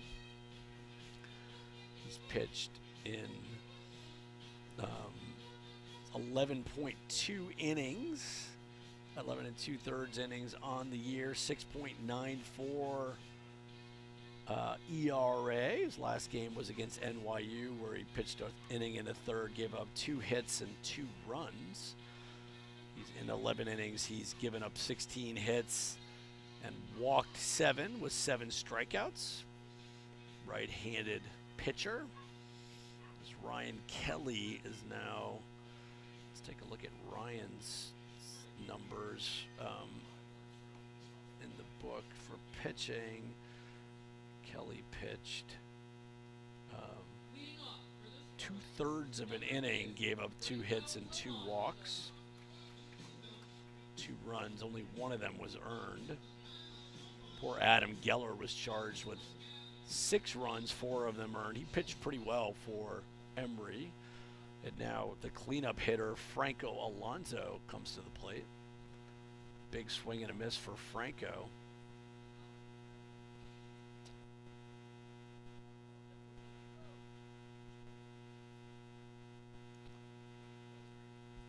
The bottom of the 7th, and Franco fouls it off.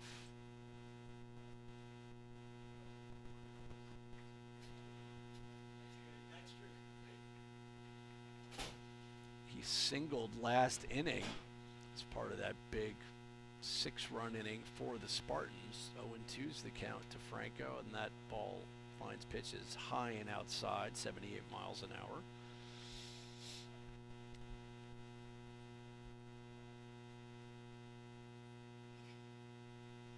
8-3 your score here in the bottom of the 7th, and that pitch is upstairs for ball 2.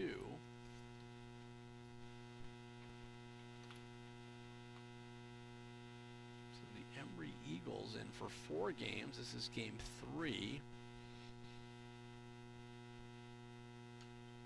I know there was some question originally. It was supposed to be a doubleheader for today, but today's second game was moved to tomorrow, and the start time of that game is 11 a.m., subject to weather.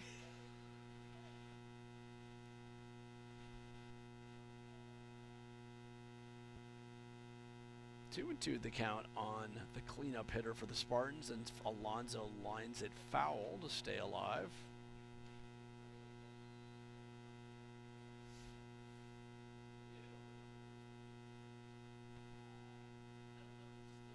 Spartans also in action today in softball at Emory, and finds pitches lined up the middle by Franco Alonso for a base hit.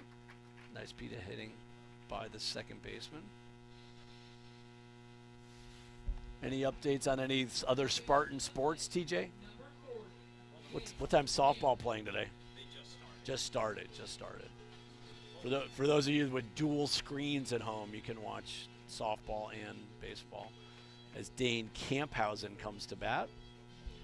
Camphausen, good piece of hitting last inning, knocked in a run on a nice piece of hitting to right field, and later went around to score on a belly flop at home. Alonso at first with a big lead, and that ball is hit into the hole, and that's a base hit. Alonso keeps on going. He'll go all the way from first to third. Good wheels there by Alonso. The Spartans in business again here in the bottom of the 7th inning. Now batting, number 9, Jay Smith. A careless whisperer himself, Jay Smith, up to bat. Jay doubled in his last at bat. So first and third, Camphausen on first after a single. And third is Alonso after a single, and that ball is inside. So Camphausen still battling back from a leg injury, so don't expect him to be going anywhere off first. Here's the pitch to Jay, and he lines it into center field, deep but playable, and that's going to drive in a run as Alonso tags and scores as Camphausen hustles back to first base. So Jay Smith put a ride on that one and knocks in the 9th run for the Spartans, and they're up 9-3. As Logan Andraco, who's walked last inning and came around to score.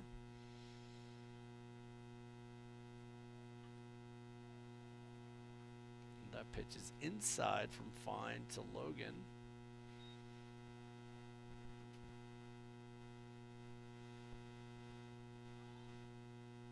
1-0's the count on the left fielder. And Logan hits it foul down the first base line.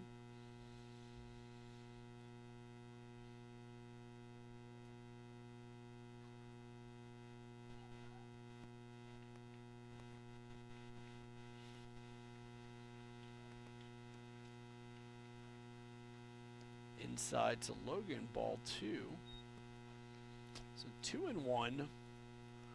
1 out here to the left fielder, Logan Andraco.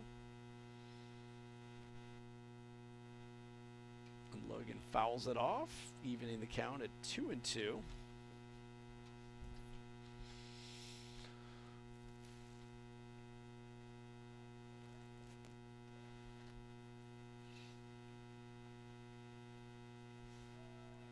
Looks like it's just a light rain coming down. A couple of umbrellas out there, but and that ball's way outside, 3-2.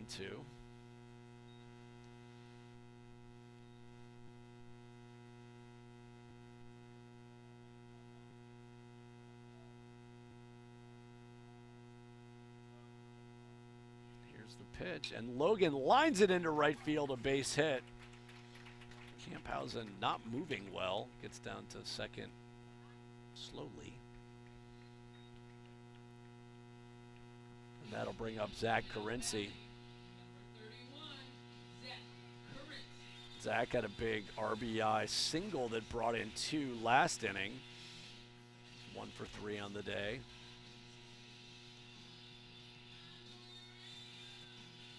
Zach's batting average now up to 288 on the year. See if he can drive in a run. Just 1 out.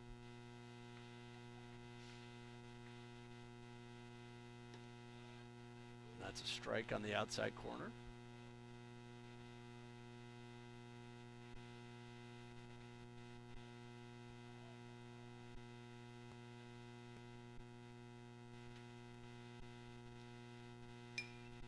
Fouls it out of play down the right-hand side.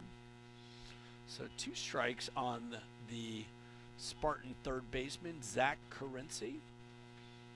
Hails from Twinsburg, eastern suburb of Cleveland.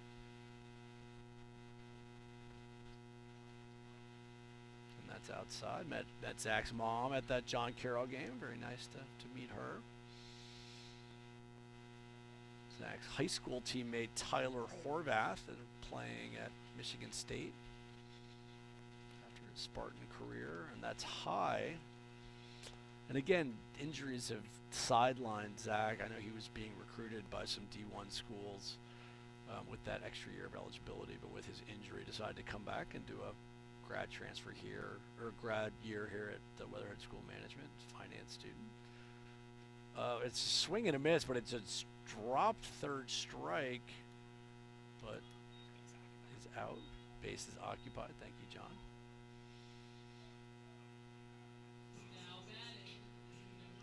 So Nate Arterburn comes up with 2 runners on, but 2 outs. See if the Spartans can get a hit here to get them home. Nate's 2 for 2 on the day. Nate drives it, but foul, just foul down the third base line.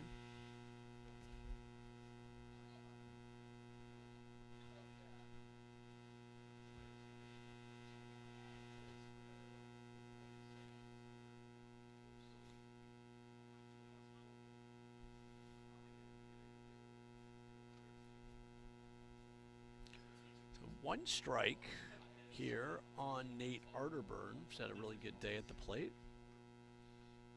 The pitch just outside, but called strike. The umpire might have lunch plans.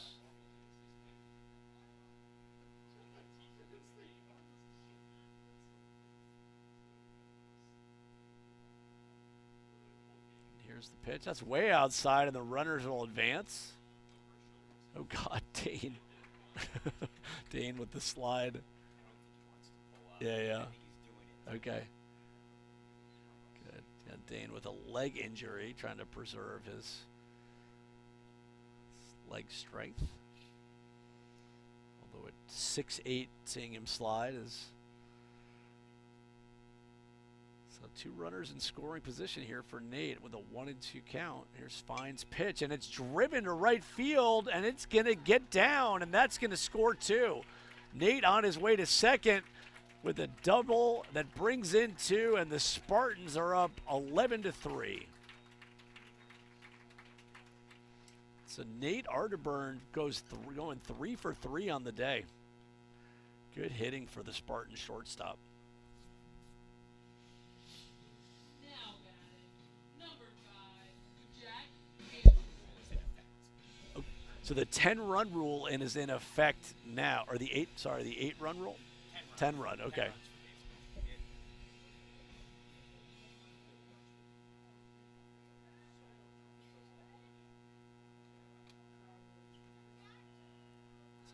Anderson takes ball 1.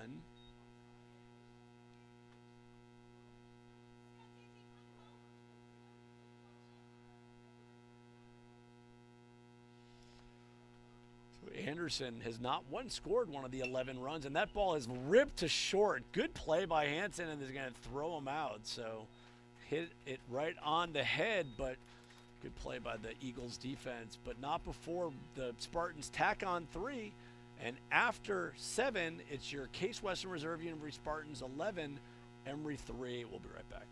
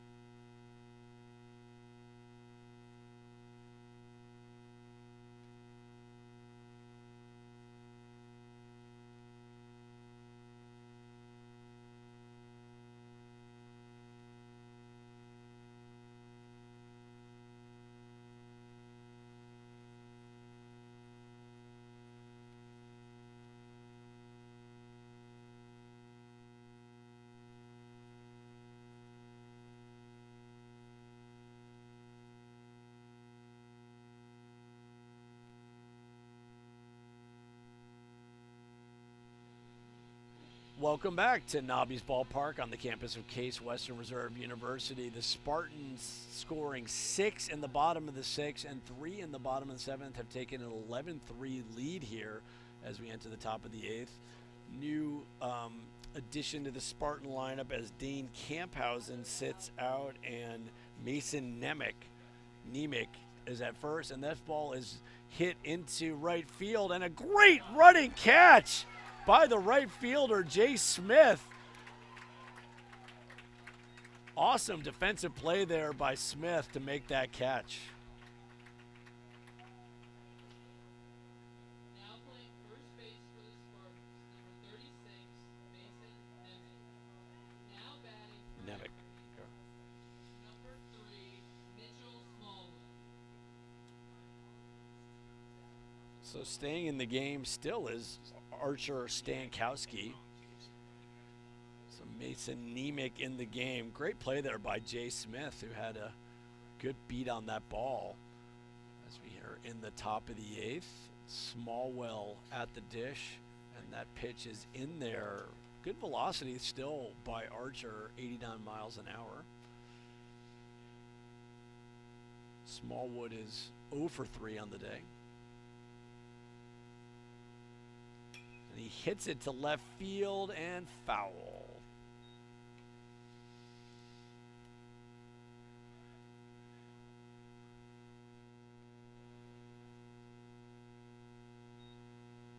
One and two is the count. One out here.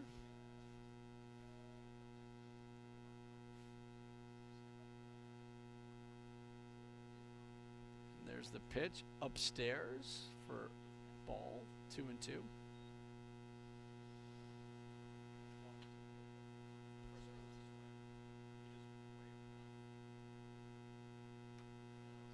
Outside, 3-2. 2-2, thank you. 2-2 is the count.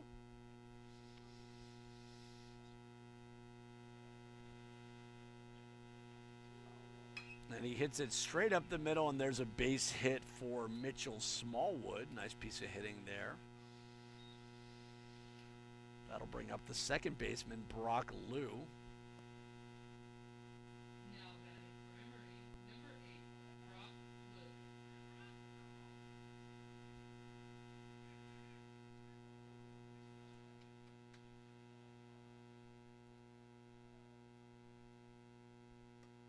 The pitch, outside corner strike on an 88-mile-an-hour fastball. Good velocity still for Archer.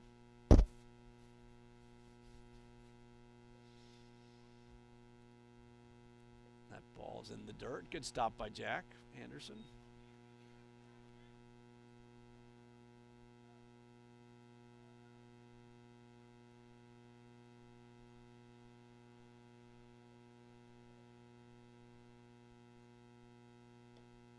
Just down low. So Stankowski, 76 pitches.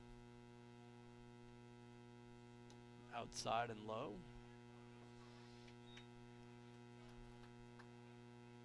Callgrove got the start, pitched for 2 innings, gave up 2 runs, and then Stankowski came in after him and has been great. Just 1 earned run so far. And that ball is hit into the hole and into the left field for a base hit. Nate was playing more for a double play and hit into the hole. So 2 runners on here for Emory. Now batting, number 20, Zach Hansen. So Zach Hansen, number 9 hitter. Zach's 1 for 3 on the day with a strikeout. 1 out here so far.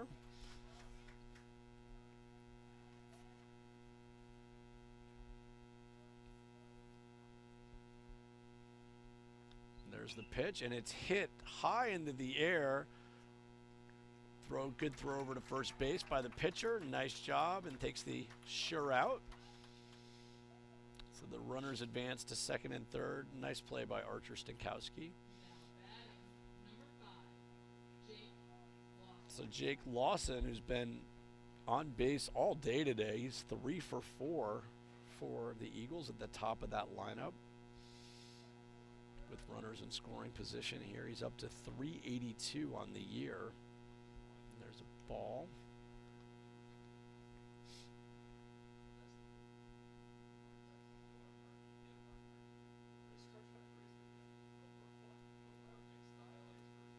And that ball is in there for a strike.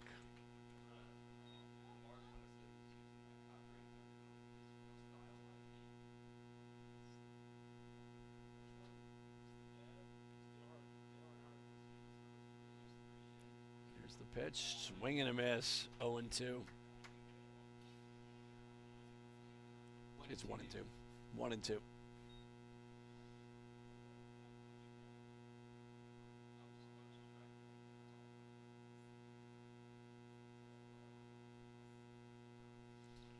Stankowski looks in, and here's his pitch.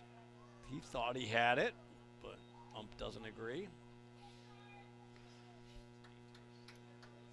Maybe he doesn't have those lunch plans. Late lunch plans.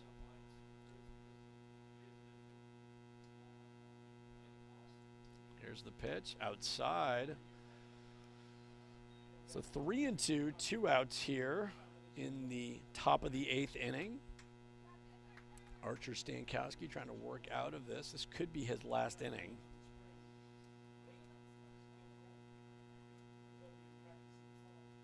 And that is ball 4.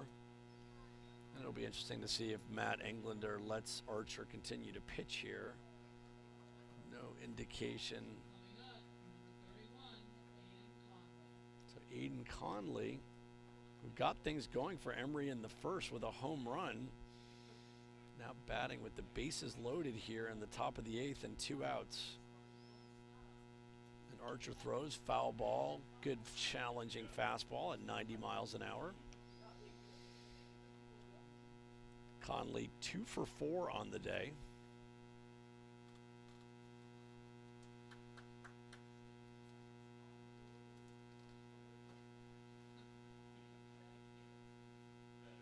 That ball is drilled foul, just foul.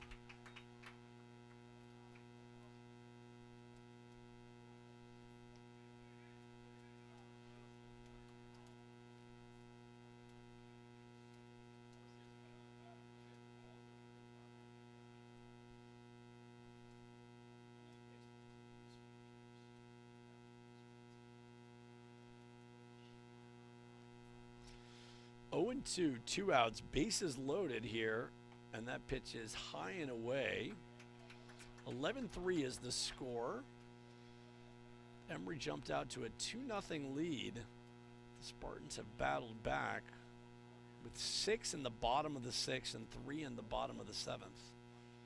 1-2, 2 outs. Emory has the bases loaded here.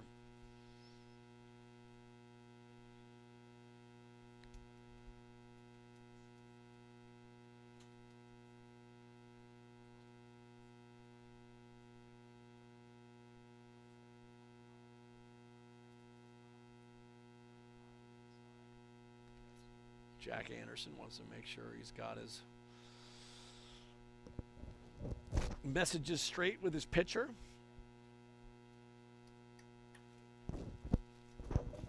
Conley, the biggest home run threat on Emory, hit his 8th home run of the campaign earlier today. So 1-2, 2 out, bases loaded for Emory. Here's Archer's pitch, and that is in the dirt, so 2-2. Have to believe this could be his last. Is anybody warming up, John? No one's warming up? Okay. Sticking with him. 2-2 is the count. 2 out. Here's Archer's pitch, and it's inside. Case fans wanted a called strike. 92. Fastest pitch of the game, according to my good friend John Schwartz.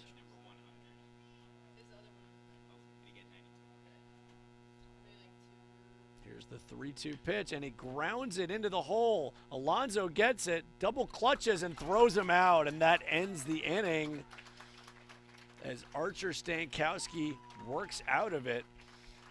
So at the middle of 8, it's Emory 3, your Case Western Reserve University Spartans 11. We'll be right back.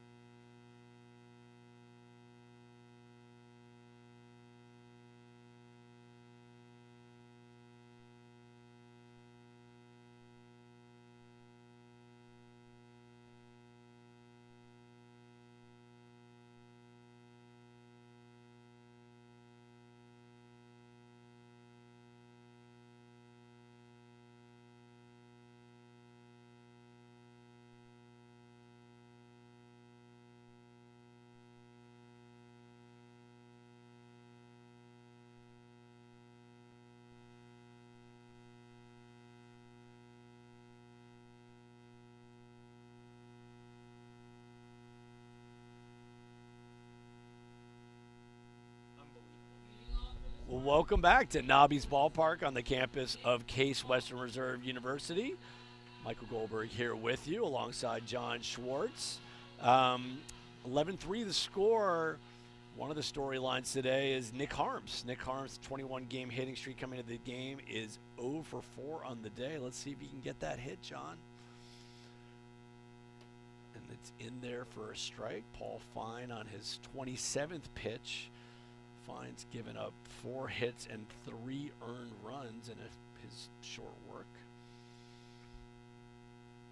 And there's the pitch to Nick, and it is outside. So 1-1.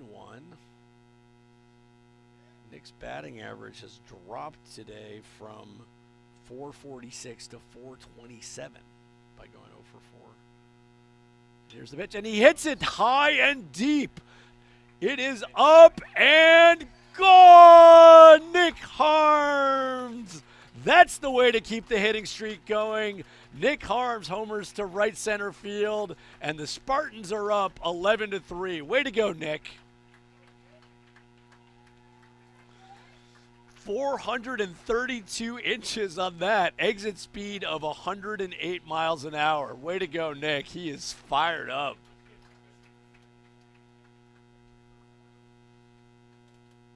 Now batting, number 10. That's awesome. Got to be happy for Nick. Good way to keep your hitting streak going. So 12-3 your score as the Spartans tack one on here in the bottom of the 8th inning. Nick's Harms with a mammoth shot. I'm glad I didn't park out there. Tyler Stilson at the dish. He's 0 for 4 on the day.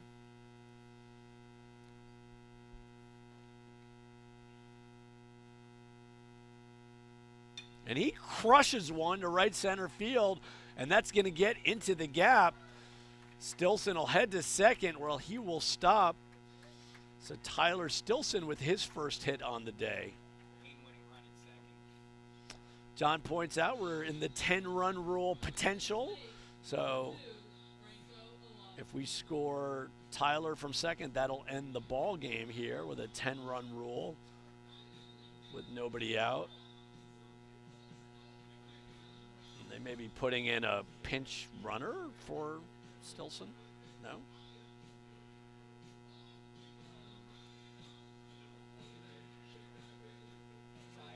Josiah Harris, the speedster, will head out to second base. See if they can get that run in. Number 1, ball 5. No, wrong team. Josiah Harris. Oh, yeah. Number 1, Josiah. Having some fun up here in the press box as Josiah Harris gets announced as the pinch runner for Tyler Stilson.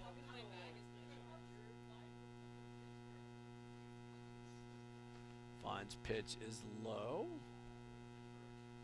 Alonso's had a great day today, 3 for 4, raising his batting average up to 360 from 341. Here's the pitch, and it is low and away. Rain has stopped. 12-3 is your score.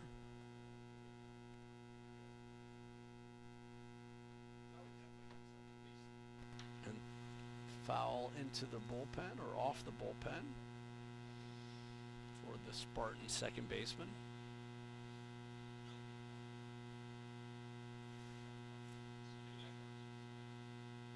It's a 2-1 your count. Nobody out here in the bottom of the 8th. Here's the pitch, up and in, so 3-1. Again, if Harris scores this inning, that will end the game on the 10-run rule.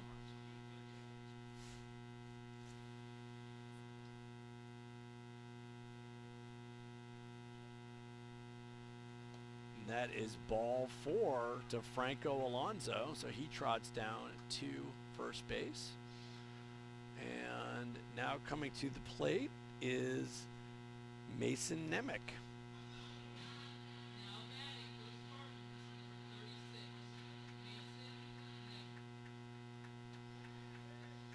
Mason Nemec.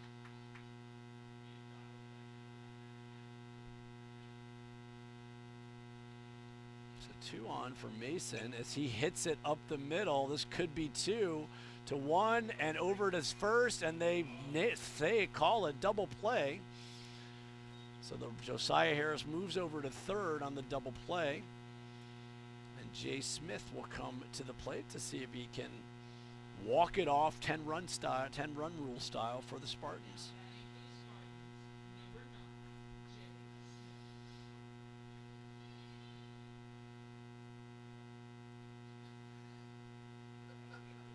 9, Jay's having a good day today. 1 for 3 with a double and a great defensive play out in right field.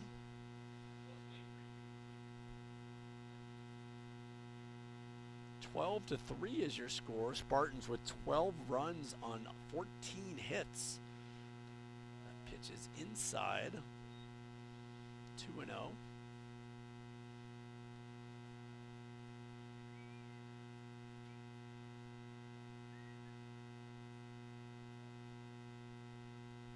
line looks in. Here's the pitch, and that is out. And here comes Josiah Harris, and that's the ball game.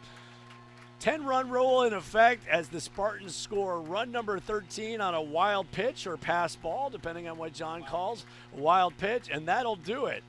So from Nobby's ballpark here on the campus of Case Western Reserve University, your Spartans 13, Emory 3 after 8 innings, 10-run rule called. We'll be back tomorrow with John on the microphone with the Game 4 of the battle between Emory and Case Western Reserve University. I'm Michael Goldberg. Thanks to my friends here in the Case Department of Athletics and Sports Information Department for letting me broadcast the game. Have a great weekend, everybody.